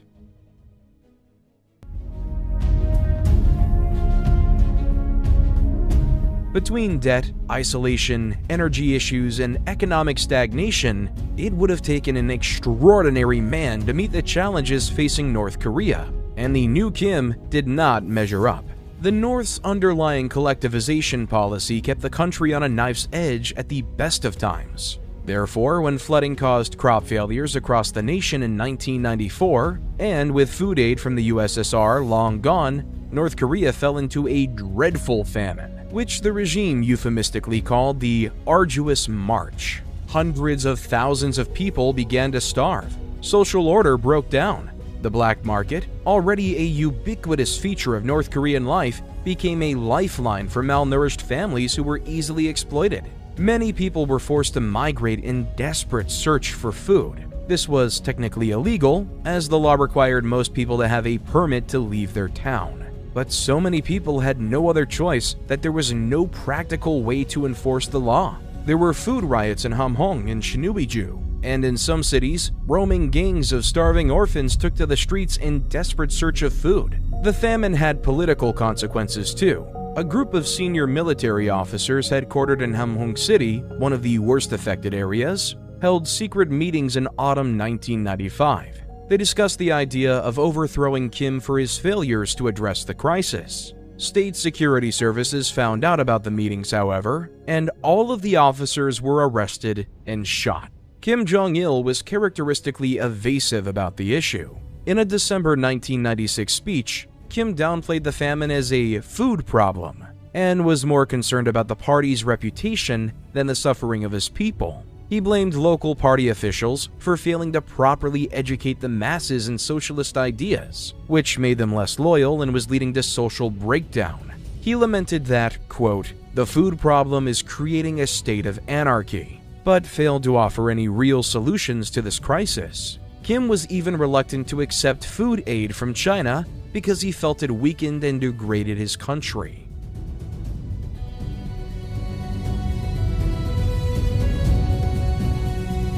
In 1997, drought extended the famine for another year, but as the famine raged, Kim Jong-il kept scrambling to protect the regime's reputation.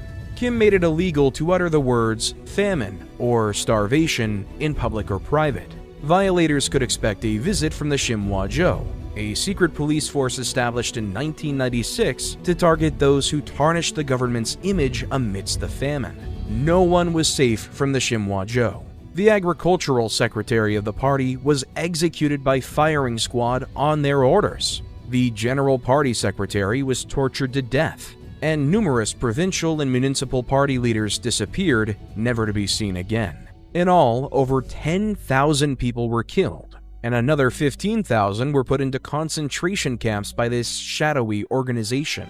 Despite their efforts to hide it, though, international observers and NGO workers soon exposed the extent of the crisis. By the late 90s, Pyongyang was forced to accept food aid, which finally brought the crisis under control, but not before countless people had perished. Pyongyang's official estimate is that 220,000 people died during the famine. International observers insist it was higher, anywhere between 600,000 and 3.5 million.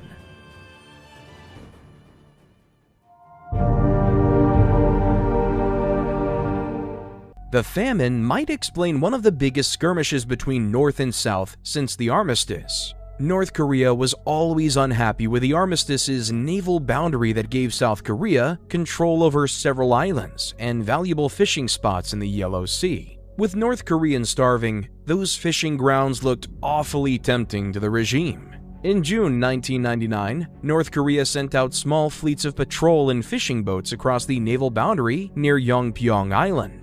Naturally, South Korea responded with their own patrols, but neither side wanted to restart the war over some fish. For several days, North Korean ships would cross the boundary, antagonize the South Koreans, and then retreat back. Each time, both sides sent a few more ships and started to bring in heavily armed torpedo boats to intimidate their opponents. After a week of this, South Korea launched a bumping offensive. Basically, the ships started ramming each other. This carried on for a few days and ships on both sides were damaged. It was risky, since accidentally sinking a ship could make things worse, or one of the military ships could panic and turn it into a shooting offensive instead. Unfortunately, that's exactly what happened on the 15th of June.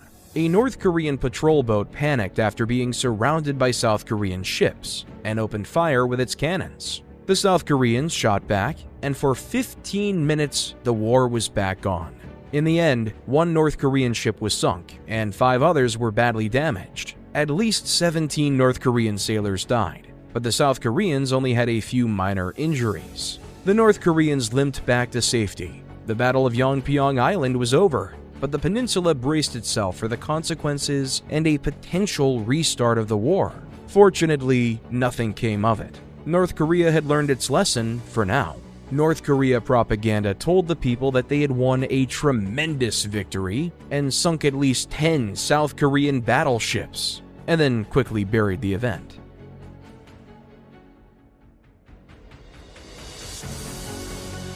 The Battle of Yonpyong Island was a poor showing for the DPRK, which must have stung for Kim Jong-il. Although he never served on the front line himself, Il was obsessed with the military. He had been appointed to the Military Commission in 1980 and had been made Supreme Commander of the Korean People's Army in 1991, giving him years of prior experience overseeing military affairs. Kim's enthusiasm for the military was expressed through his ideal of Songun, or military first. Kim placed the military at the center of public life, ramping up military propaganda and placing its needs at the top of government priority lists. By Songun's logic, it was the military, not the common people, who acted as vanguards for the revolution, and it was they who were the key to North Korea's long-term survival.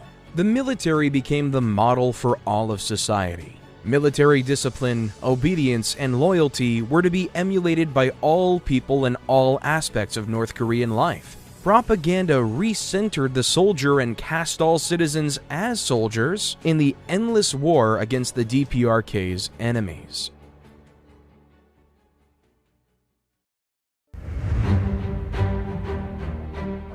Kim didn't neglect the economy either, but his indecisiveness and ineffectiveness did little to help anyone.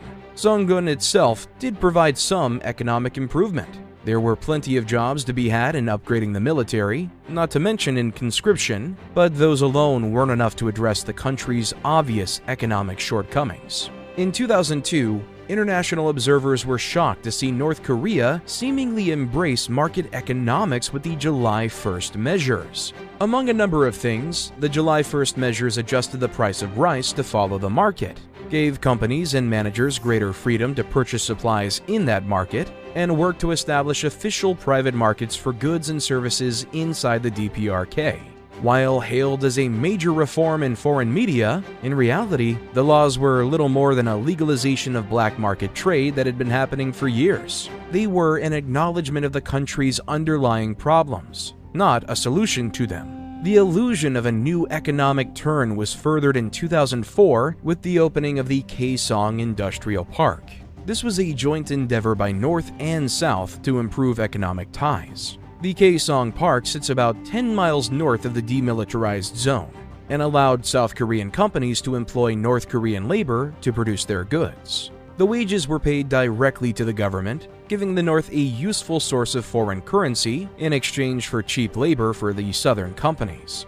Although small in scale, it was a productive diplomatic step for the two Koreas, and was an unusually direct attempt by Pyongyang to harness the power of capitalist business practices. Despite the hope of foreign observers, these changes were not as significant as foreign media presented them, and Pyongyang quickly got cold feet. After a few years, they clamped down hard on market training, banning all working-age men and later all women under 50 from participating in it.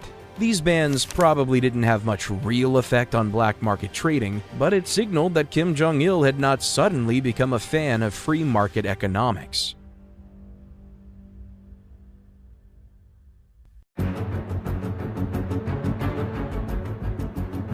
As North Korea entered the new millennium, it found itself increasingly villainized by the world.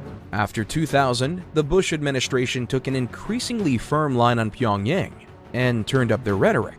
North Korea also faced renewed scrutiny from an international community that saw it as a relic of times past. One driver of this new scrutiny was Lee Soon-ok, a defector who had spent 5 years in a North Korean concentration camp.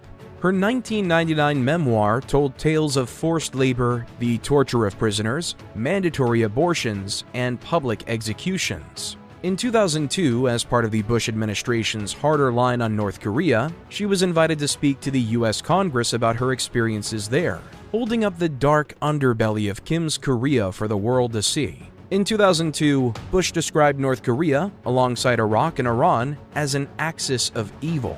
In the wake of the 9/11 attacks, the US was wary of rogue states like the DPRK sponsoring attacks on American civilians. Given Kim Jong-il's involvement with terror attacks, such as the bombing of Flight 858, it wasn't an unreasonable concern. The US's allies joined in its caution towards Pyongyang, and neither Russia nor China was strong enough to be an alternative ally to challenge the US, as they had during the Cold War.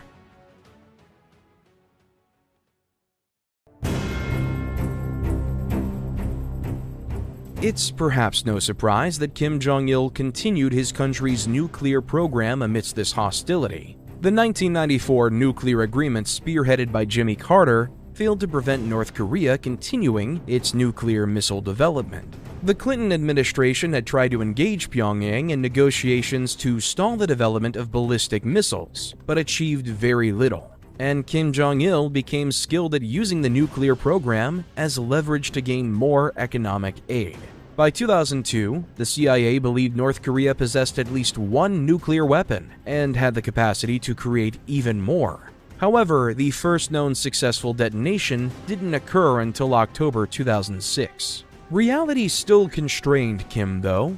His nuclear weapons would not solve the energy or economic crises afflicting his country. Pyongyang ultimately needed a functioning nation more than they needed nuclear weapons. And so, in 2007, after multiple conferences with the US, South Korea, Japan, Russia, and China, North Korea agreed to suspend its weapons program and shut down its main nuclear reactor at Yongbyon in exchange for diplomatic concessions and massive amounts of fuel and economic aid. It was a short-lived concession. The North refused to accept international observers to inspect its reactors, and continued to test rockets that could be capable of delivering nuclear payloads. When the UN sanctioned them, the DPRK announced it was resuming its weapons program and reactor operations in full capacity.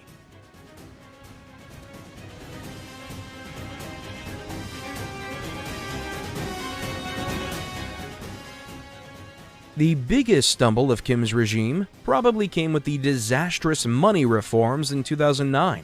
That year, Pyongyang had the bright idea of reforming the currency. It was standard fare for a communist regime, announced that all existing banknotes will be taken out of circulation and made worthless, and people have a short window to exchange them for new banknotes. However, Pyongyang set daily limits on how much currency people could exchange, which meant that most people would lose money by being unable to convert it in the short time frame. This was intentional. The regime wanted to reduce the money supply to reduce inflation, while wiping out illegal savings made by black marketeers and other criminals. The end goal was for the new 1 won to buy as much as the old 100 won. But economics is not that simple, especially not with Kim Jong-il at the helm.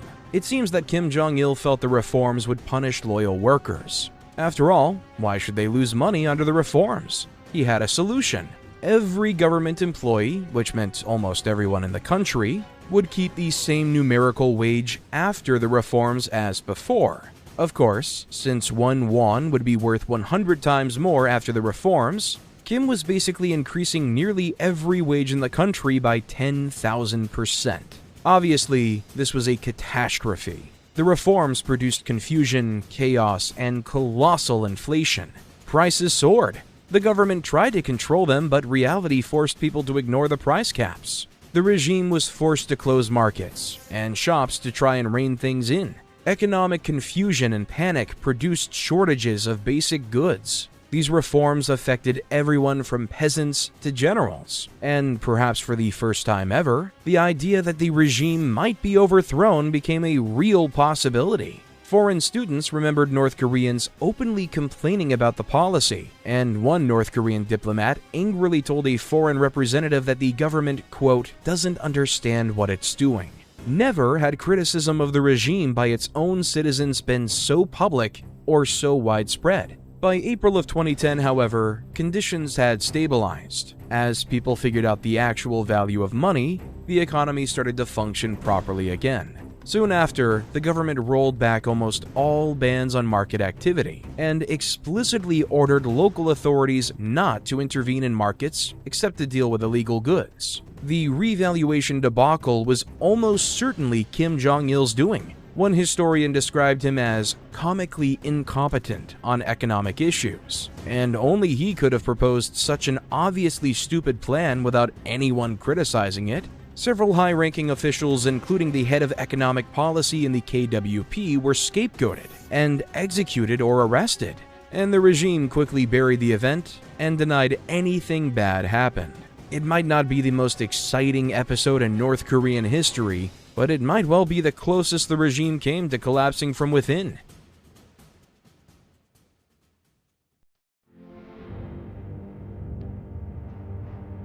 Internal problems did not stop North Korea creating external problems for itself, though. Kim apparently hadn't let go of the dispute over fishing grounds in the Yellow Sea that had spilled over into skirmishes early into his reign. North and South again exchanged fire over fishing rights off Daecheong Island in November 2009, resulting in an uncertain number of North Korean casualties. Given the tension in the area, it was natural for South Korea to keep ships nearby. One of those ships was the ROKS Cheonan. On the night of the 26th of March 2010, the Cheonan was suddenly rocked by an explosion. The shocked crew scrambled to save her, but within 10 minutes, the ship had broken in half and sunk just off the coast of Pyongyang Island. 46 of its 104 crew drowned. South Korean officials scrambled for an explanation. There were no reports of conflict or North Korean ships in the area. An extensive investigation eventually determined that a North Korean torpedo had detonated beneath the ship. Fragments of the torpedo were recovered, and it was concluded that a small North Korean submarine had fired on them. Pyongyang denied the accusation and was supported by both China and Russia. Counter-arguments claimed that the Cheonan had collided with the sea floor and caused damage that led to the sudden explosion, or that it had struck a sea mine. Several academic studies have failed to settle on an explanation, but South Korea and its allies continue to believe that North Korea was responsible. The sinking of the Cheonan caused relations to nosedive, and rhetoric on both sides heated up in the following years. These tensions led to another engagement between North and South at Yongpyong Island, when South Korean forces performed naval exercises around the disputed island. North Korea fired almost 200 artillery shells at homes and military installations, which killed 4 people and injured around 20. The South fired back and killed 10 North Korean soldiers before both sides ceased fire. The North blamed the South for provoking them with military exercises, while the South insisted that the North bore full responsibility for opening fire without just cause. It is possible that the North was trying to make a statement against South Korea's admittance to the G20 earlier in 2010. Whatever the reason for the attack, it's likely Kim Jong-il himself was involved. He had visited one of the artillery bases where shells had been fired from the day before, and such a blatant provocation would have needed high-level approval. But if Kim Jong-il really was committed to armed provocation, then South Korea was about to catch a lucky break.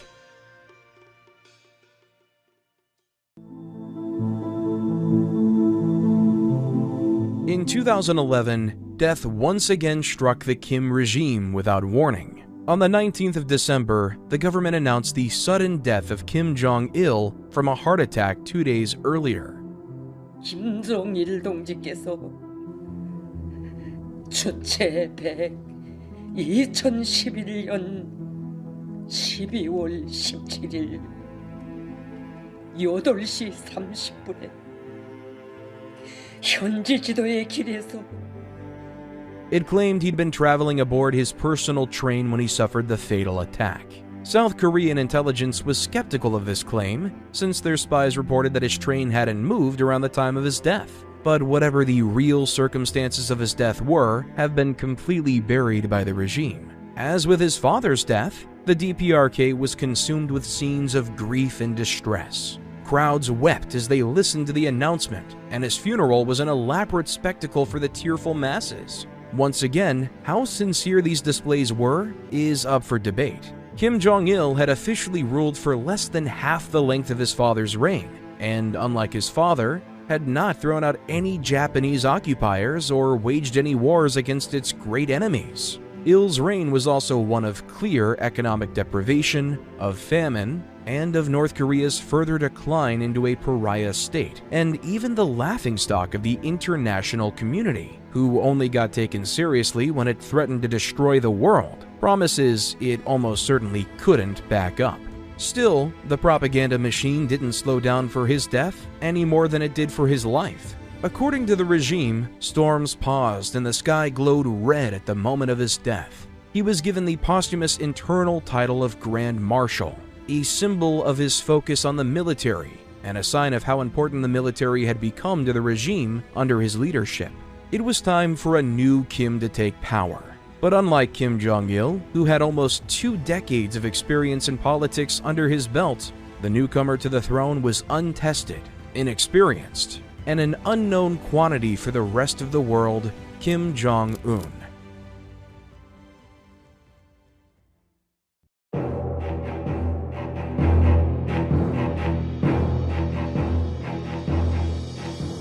Unlike his father, Kim Jong-un was not originally meant to be his father's successor. His elder half-brother, Kim Jong-nam, was the intended heir until he embarrassed the nation by getting caught using a fake passport to visit Disneyland Tokyo in 2001.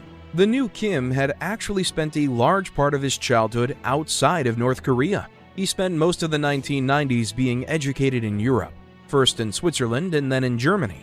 By all accounts, Kim Jong-un was a normal kid.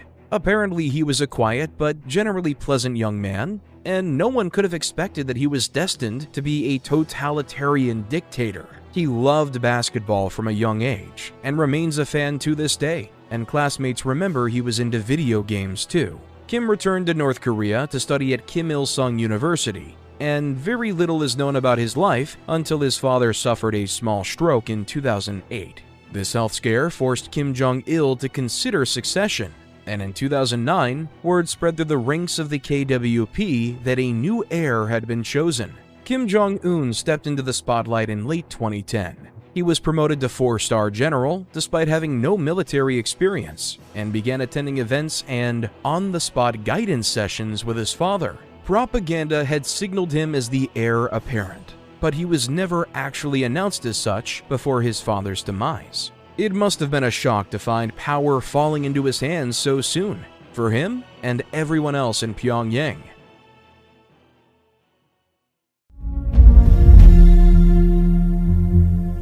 With a little grounding in the running of the country and plenty of foreign experience under his belt, it was no surprise that Kim Jong-un caused a change in North Korean government. A hallmark of Kim Jong-un's tenure has been a pivot away from the military and back towards the party. Party officials, not military officials, have increasingly become the most influential figures in government. The Permanent National Defense Commission was abolished in favor of a State Affairs Commission that focused less on external military threats and more on internal economic and social goals. This change has several root causes. The first might be that Kim Jong-un himself does not have strong military credentials. Unlike his father, who held nominal leadership positions in the armed forces and coordinated foreign operations for military intelligence, Eun's military titles are little more than ceremonial. The decreasing emphasis on the military also reflected a changing world. The prospect of North Korea resolving any of its disputes with military force is more unlikely than ever. Plus, its enemies are now incomparably more advanced than them on the battlefield. There is no reason to expect the military to be the key to a prosperous future for the DPRK. That isn't to say the military isn't still important. Of course it is. However, it is not the absolute priority of Eun's regime as it was for his father, and the generals seem to have lost their place in favor of the party apparatchiks and industrial managers.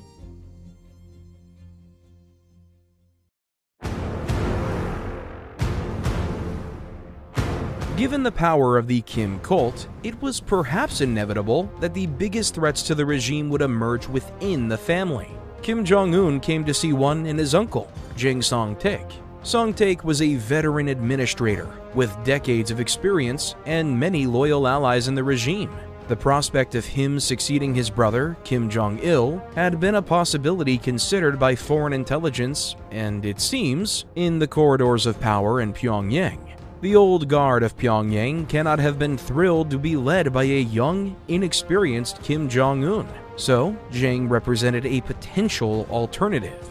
At first, Jang maintained significant power under his nephew's regime.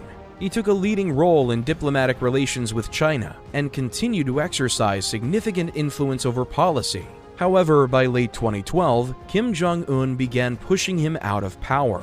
He was moved out of diplomatic affairs and excluded from national security meetings. The breaking point appears to have been over fish. Jang and Eun had a falling out over control over fisheries in the Yellow Sea. Details are vague, but the New York Times reported that gunfire was exchanged between forces loyal to Jang and those loyal to Kim Jong-un. Shortly after, Jang was stripped of his post, accused of treason, and arrested.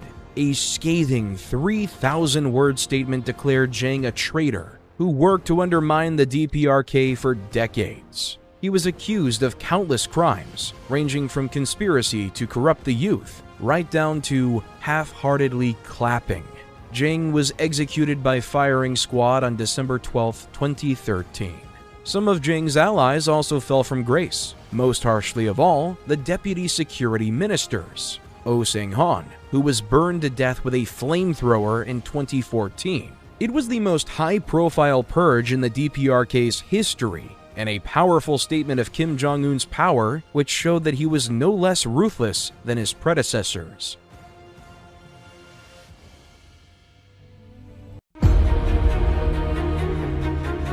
That being said, Kim has tried to show himself as a softer, more friendly leader than his father. Kim Il-sung and Kim Jong-il had projected the image of a paternal but firm military leader with deep ideological commitments. Kim Jong-un, on the other hand, quickly established himself as more concerned with social and economic issues than military ones, and proved to be more open to foreign culture within limits. In July 2012, Kim shocked the world by appearing at a flashy pop concert in Pyongyang, complete with Western music and unusually scandalous costume choices for an overly modest North Korea. There were also performers dressed as Western icons like Mickey Mouse and Winnie the Pooh. Kim's companion to this concert also turned heads. His wife, Ri Sol-ju.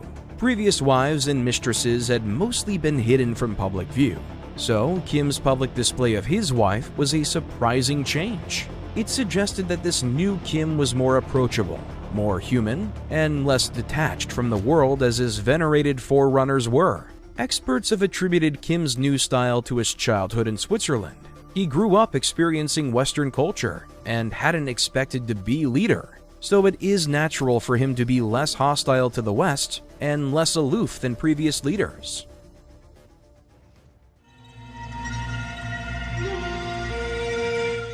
Nowhere has Kim's differences in attitude been more apparent than in his love of basketball. Kim's obsession with basketball has been lifelong. Schoolmates recalled that Kim was an enthusiastic basketball player and was often found sketching pictures of Michael Jordan in class. While he was generally shy, Kim was an entirely different person on the court, being more confident and competitive when playing than he ever was in regular life. Apparently, he had a room in his apartment in Germany filled with NBA merchandise and photos of famous players like Kobe Bryant. Unlike his father's love of Western films, however, Kim Jong-un has not been shy about showing his love for this iconically American game to the public. In 2013, legendary basketball player Dennis Rodman was surprised to receive an invite from Kim to visit Pyongyang. Rodman accepted and traveled there with several other players and a pack of journalists. This was the start of one of history's most bizarre friendships. Rodman has visited Kim several times, and the two enjoy a good relationship. Kim and Rodman have been pictured watching games and laughing together, and the two have exchanged gifts. In 2014, Rodman was roundly criticized in the Western media for singing Happy Birthday to the dictator. Happy birthday to you.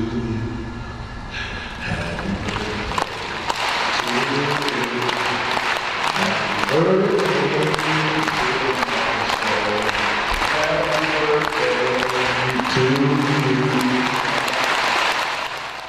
Rodman has continued his friendship with Kim and visited North Korea multiple times. While Rodman has no official diplomatic role, his ability to exercise soft power and potentially influence Kim as his friend or raise delicate issues directly has been considered a useful diplomatic tool. Although Rodman does not appear to have achieved any diplomatic progress with this friendship, it remains one of the most unusual anecdotes in the history of an already unusual country.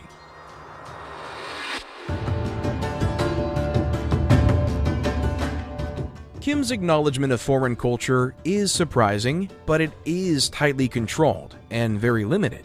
It might even be misleading since in many ways, Kim Jong-un is harsher on foreign culture than his predecessors were. He has instituted a variety of harsh cultural laws designed to protect against foreign influence and preserve North Korea's own culture. Many things that the regime deems to be anti-socialist have been all but outlawed. The internet is the obvious first priority for controlling modern culture. Only a handful of people in the country may access the global internet, and even academic institutions are not permitted full access. The average North Korean is only permitted access to North Korea's special internet service called Kwangmyong. Kwangmyong is an entirely isolated network exclusive to the country that allows the regime to control all the information its citizens can access. Outside of the internet, music, film, and fashion which contradict Pyongyang's ideals and sense of morality are banned. One of South Korea's most famous exports, K-pop, has been described as a vicious cancer by Kim, and the New York Times reported that 7 people had been executed for listening to or sharing K-pop music. Western fashion, typically seen as too revealing and immodest, is prohibited. Haircuts are also famously controlled too. There are 15 state-permitted haircuts as of 2017, all of them designed to be practical for the good socialist worker and free of the needless extravagance of a capitalist consumer. These laws may seem strange to an outsider, but they make sense to the internal logic of North Korea. To allow any uncontrolled aspects of Western culture to slip through is to risk the fate of the USSR or China, who collapsed or reformed in the face of Western pressure. Furthermore, the thorough commodification of Western culture is a blatant capitalist intrusion upon the North's continued commitment to socialism.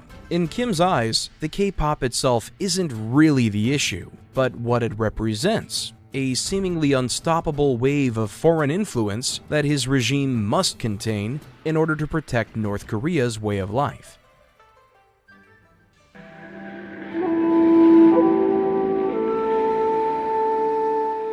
So, what does life look like for an average North Korean today? Most people wake up, attend to their family, go to their state-assigned job, and savor their leisure time when they can. Propaganda speakers blare in the background, and state-mandated events or holidays occasionally disrupt life. But the average day for a North Korean citizen is not some alien venture. The average North Korean is far poorer than the average Westerner. They do not have access to the same diverse range of food, heaps of modern technology, fancy clothes, or other luxuries. As of 2019, just 26% of households had access to electricity, rising to just over a third for those in urban areas. Some of the larger cities have also seen increased automobile ownership in recent years, although the average rural family will never own a vehicle. Some of these more rural areas are truly undeveloped. Isolated villages might not even have running water, let alone electricity. Although most people live in relative poverty, there is a growing middle class in the big cities. A comfortable lifestyle with expensive restaurants and apartment stores are increasingly available to the middle classes, even if that middle class is a small percentage of the population. The contrast between rich and poor can be astounding. Defectors have always stressed that, above all, North Koreans are normal people too. The regime and its ideology are more prominent in their life than such things are for most people, but they fade into the background in the day-to-day. Like everyone else in the world, the average North Korean is more concerned about their family, their job, their love life, their friends and hobbies than they are about the ideological mission of their country. Many may believe wholeheartedly in it, and some certainly oppose it, but most people fall somewhere in between. As long as they can live their lives, politics is a secondary concern.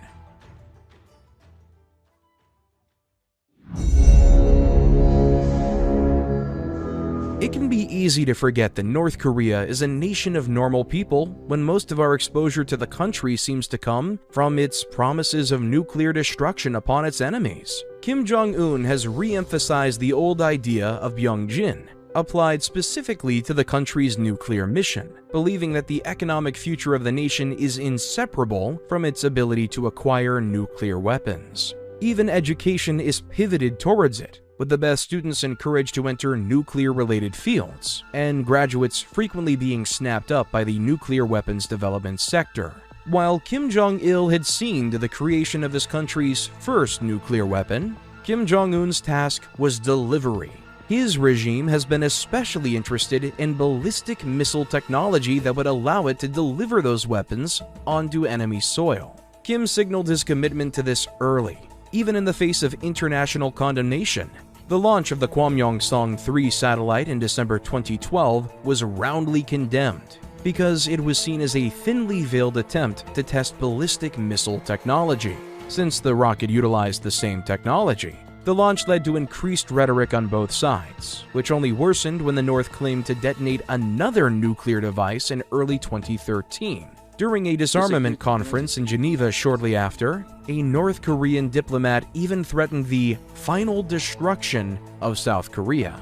As has become a pattern for Kim Jong-un's regime, these provocative nuclear tests heightened tensions for a few months before ebbing away. It occurred again in November 2017 when the DPRK test-fired its first nuclear-capable ballistic missile, the Hwasong-15.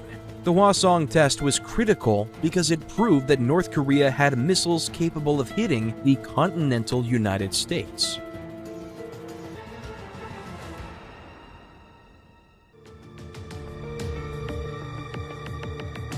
While its nuclear program grabs headlines, arguably Pyongyang's most potent modern weapon is cyber warfare. Even Kim Jong-il was conscious of the power of new technology and supposedly once said, quote, "If the internet is like a gun, cyber attacks are like atomic bombs." The North's cyber capabilities are nothing to scoff at. Pyongyang maintains an army of talented hackers that strengthen the regime in many ways, from running international scams to steal money, to hacking into foreign military databases to pillage data.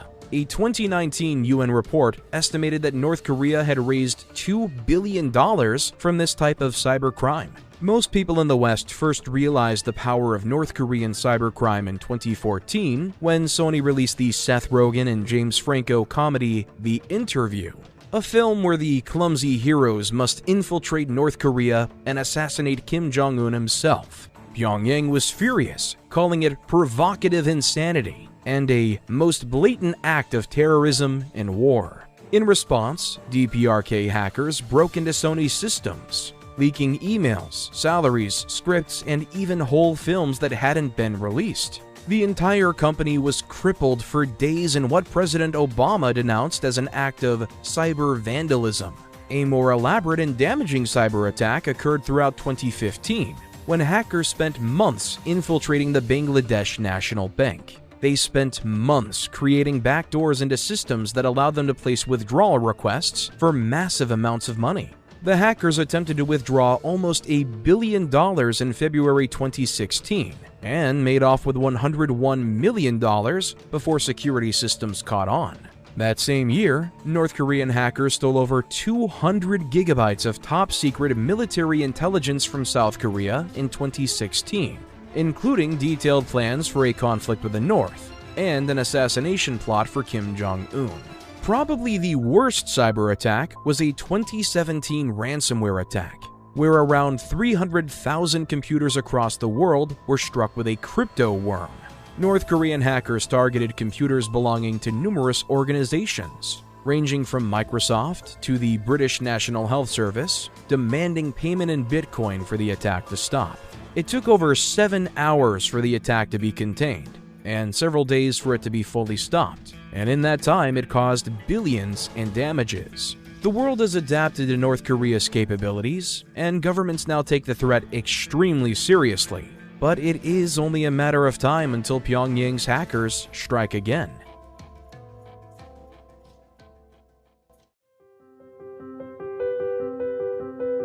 Of course, building that hacking network requires education, and that is something that the regime has also taken seriously since its inception.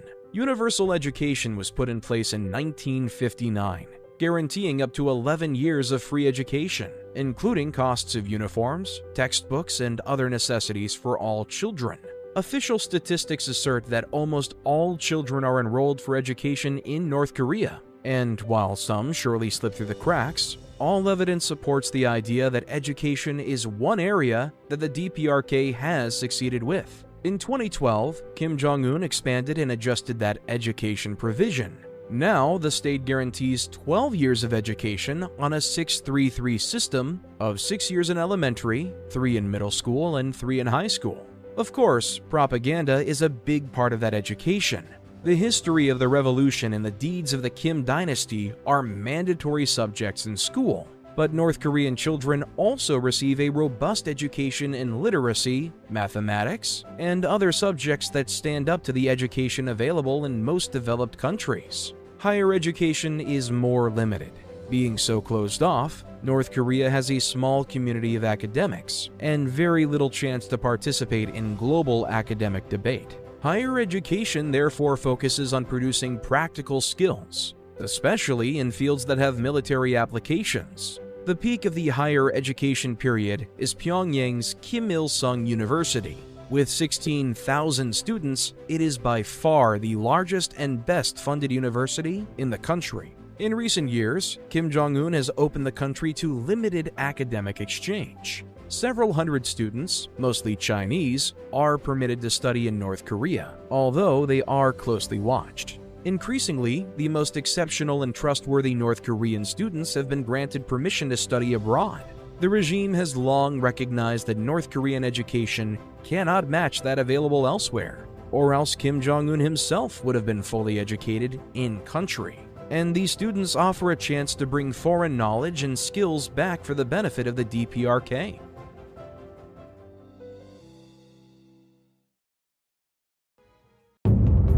Students aren't the only people coming into North Korea more often since Kim Jong-un took power. As of 2013, tightly controlled and well-monitored tourist groups have been allowed to enter North Korea. This is no simple holiday. Regime officials travel with tour groups everywhere. Itineraries must be adhered to without question, and tourists may not ask unapproved questions or enter unapproved places during their time in the DPRK. Most foreign tourists will stay at the Yonggak-do International Hotel in Pyongyang. It has many of the amenities one would expect from a hotel: a restaurant, a pool, a sauna, and even a massage room. Guests might find it hard to relax though. It is generally accepted that the authorities spy on every guest, and the entire 5th floor is strictly off-limits to tourists, where many believe the North Koreans oversee surveillance of the guests. Tourists are ushered to carefully prepared propaganda sites around the country. These include the giant statues of the Kim family, great projects like the Nampo Dam, and a series of resorts, aquatic parks, and other tourist sites constructed in recent years. Despite the propaganda hurled at them, tourists report that the North Korean people are generally friendly and somewhat curious about foreigners. They are still careful not to utter anything that will send them to a concentration camp, but tourism has allowed North Koreans to see that those beyond their borders aren't the destructive monsters that state propaganda depicts them as.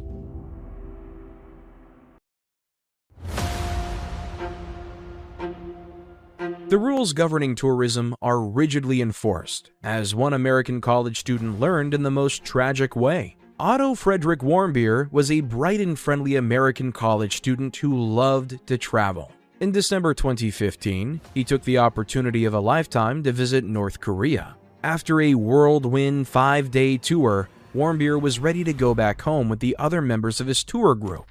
However, as he waited in the terminal, 2 North Korean soldiers approached him and took him away. Warmbier's life and that of his family were about to change forever. Warmbier was accused of stealing a propaganda poster from Yongato Hotel. This is extremely illegal in North Korea and is seen as an attack on the regime. No one knows what Warmbier experienced in captivity. All we have is a confession where Warmbier claims that the US government put him up to the crime and had manipulated him into attacking the DPRK. The absurd confession didn't save him, and Warmbier was sentenced to 15 years in a labor camp. How I was used and manipulated. Please, act to save me. Please save my life. The US government continued to negotiate for Warmbier's release, and finally got it 17 months later in June 2017. But something was horribly wrong. The North Koreans informed them that Warmbier had fallen into a coma back in April 2016. They blamed food poisoning. Warmbier was breathing, but was completely paralyzed and unresponsive, and was only kept alive with a feeding tube.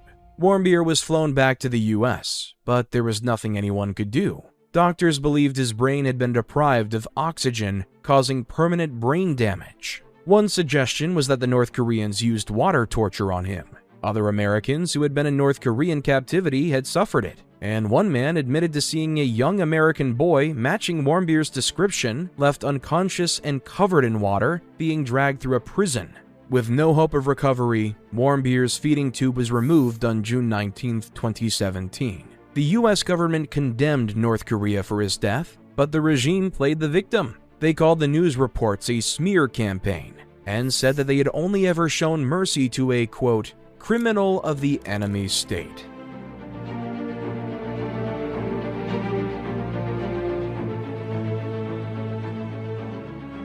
With everything we've heard, it's no surprise that so many people want to get out of North Korea. People have been escaping North Korea since its inception. The number of successful North Korean defectors has varied over time. It peaked at several thousand per year, with at least as many failed attempts under Kim Jong-il, before declining sharply under the tighter policies of Kim Jong-un. In 2022, just 67 defectors made it to South Korea. This decline has been driven almost entirely by improved border security along the few possible escape routes. The most obvious but risky escape route is across the DMZ. The border with South Korea is watched carefully by soldiers, and is covered in barbed wire fences, watchtowers, and even minefields. An alternative route is across the northern border with China. This border is watched too, with barbed wire and guard patrols covering huge parts of the border, but not all of the terrain can be easily watched. Mountainous passages and sheer cliffs offer a chance to slip by unnoticed. Guards can sometimes be bribed too, but it's risky. Even if a defector can get into China, they're not safe. The Chinese government has a standard policy to deport all defectors back to North Korea. Instead, the defectors must travel through China and enter Southeast Asia. Some go by land, while others follow the Mekong River until they reach the safety of countries like Thailand. Sea escapes to the Philippines are also known. When they reach a country that won't deport them to North Korea, the defectors can present themselves to authorities. South Korea had a long-standing program to take in defectors from anywhere, and will make arrangements for these escapees to settle in their country. Anyone who is caught while attempting to escape can expect harsh punishment. Many will just be shot on sight. An underground network has sprung up to aid defectors, but the new policies make this riskier than ever. Ha Jin-woo, an activist who helps other defectors escape via China, estimated for the BBC that the success rate for defection has fallen from about 50% under Kim Jong-il to less than 10% in recent years.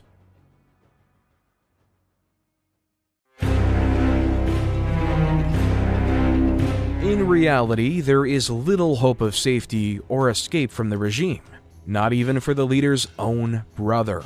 Kim Jong-un's elder half-brother, Kim Jong-nam, lived a mostly private life, traveling around the world since being passed over as heir.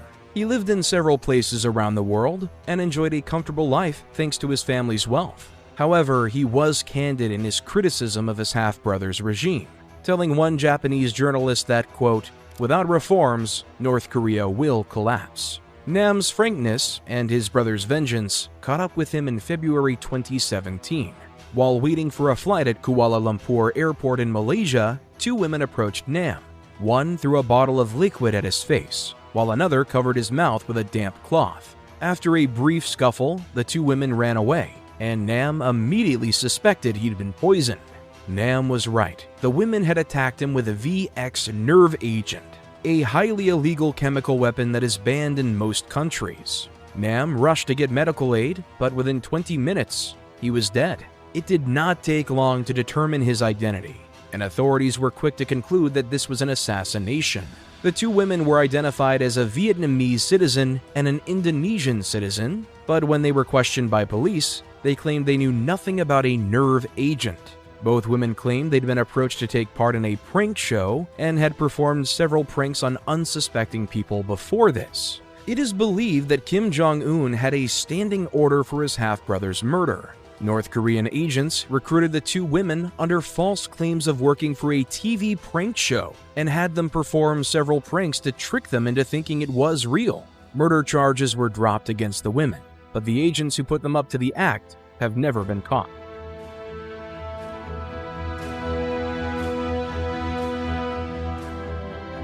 Clearly, dealing with North Korea is always a delicate and dangerous endeavor. Naturally, the election of the very undelicate Donald Trump as US President in 2016 caused some concern regarding the Korean issue. Kim Jong-un did not give up his nuclear tests in the face of this new, unpredictable leader, and Twitter became the bizarre new avenue for Trump's unique brand of diplomacy, where he famously threatened North Korea's Little Rocket Man with his much bigger and more functional nuclear button.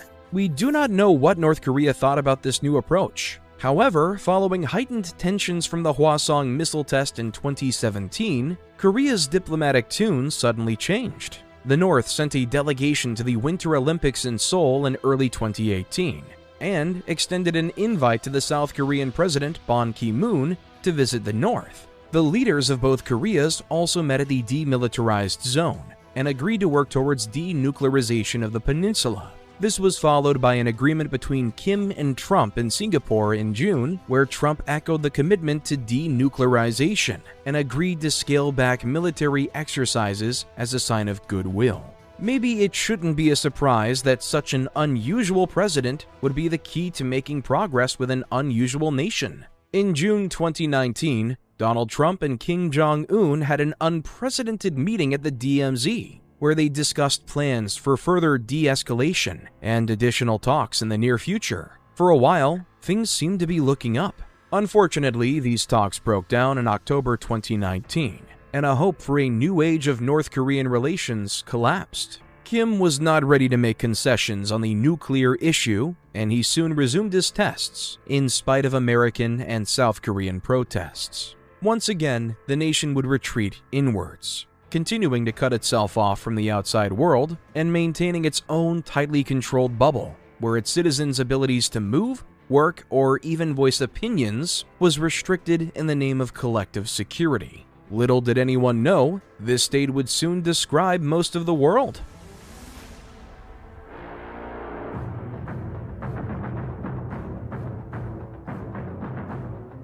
North Korea's isolation proved to be a blessing in January 2020 when COVID-19 hit. With entry to the country already under strict control and borders vigilantly watched by soldiers, it was easy for North Korea to seal itself off from the pandemic. Officially, North Korea avoided COVID for the whole of 2020 and 2021.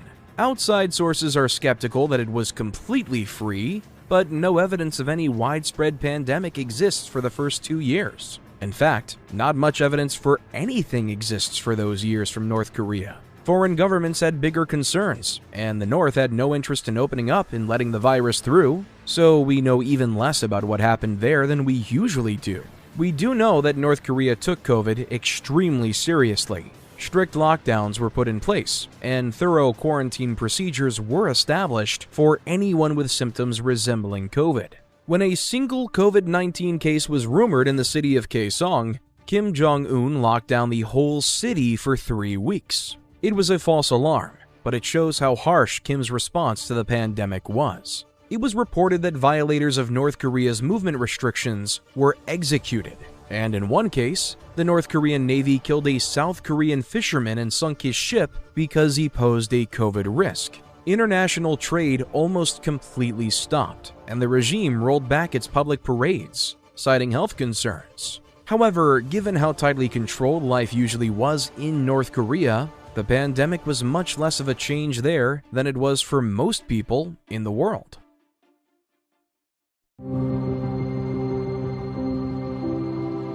However, these measures weren't enough to escape entirely. North Korea announced its first COVID case to the world on the 12th of May, 2022. The government declared a national emergency, and Kim issued a statement saying that the nation faced its greatest challenge since the revolution.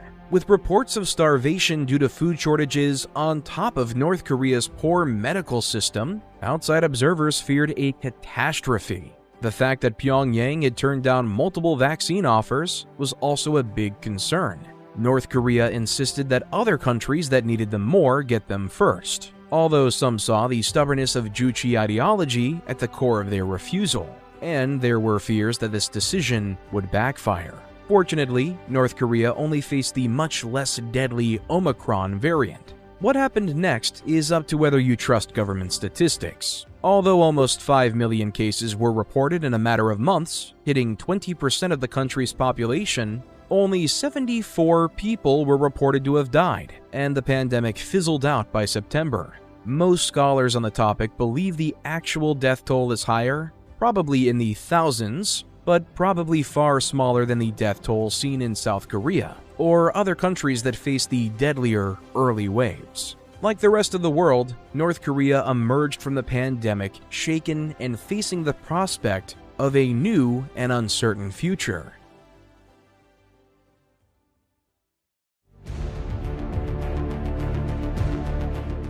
"2023 has been a relatively quiet year for North Korea. It has continued its missile tests and issued its usual blustering statements about destroying the US and South Korea if they provoke them, but nothing out of the ordinary. In May, they tried to launch their first spy satellite based on technology from its ICBM project, but the rocket crashed into the sea after launch. They tried and failed again in August, and will no doubt try further tests in the future. North Korea grabbed headlines in late July with the rare defection of a US soldier across the border. Private Travis King was stationed in South Korea and was taking a walking tour of the border when he suddenly ran away from his group and crossed into North Korean territory. King, who is black, blamed racism and mistreatment in the US for making him defect. In truth, it probably had to do with him facing punishment for an assault he committed in South Korea. King was released back to US custody in September, and his fate is yet to be decided. Pyongyang has also grabbed headlines for its tacit support of Russia's invasion of Ukraine.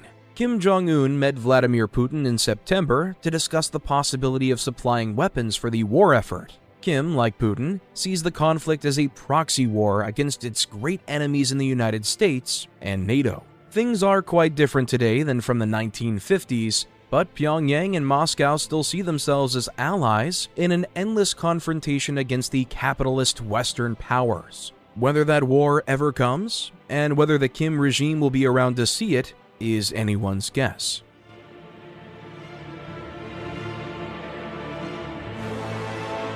It has been said that North Korea has two paths to collapse: to reform or not to reform. To continue unchanged will inevitably bring about collapse as the world leaves it behind, but mismanaged reform that doesn't do enough or does too much too quickly risks toppling the system altogether. Back in 2011, Kim Jong-Nam, who might be expected to have known a thing or two about his family's regime, commented that the North Korean leadership is stuck in a bind. Without reforms, the country's economy will go bankrupt. But reforms are fraught with the danger of systemic collapse. Kim Jong-un seems to be trying to forge a middle path. Kim's internal shift away from military power, his openness to tourism and education, and his embracing of modern technology and some limited foreign culture hint at a prospect of change. However, the ever tighter grip the regime wields over its people, its stronger border enforcement, and its continued nuclear threats show that Pyongyang is far from ready to set aside its old ways and seek a new path of peace and cooperation.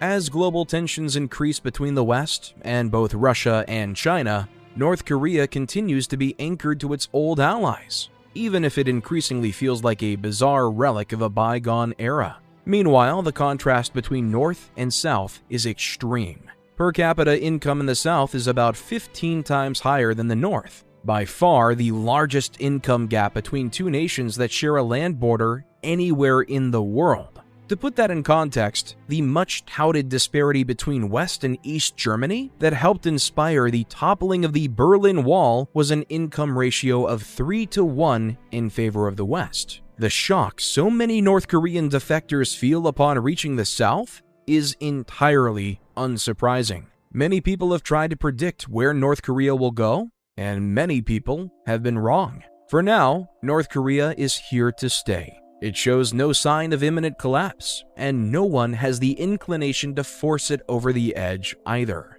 Still, its economic failures and its inability to keep up with a changing world might one day spell the end for this peculiar little country, or at least for its government.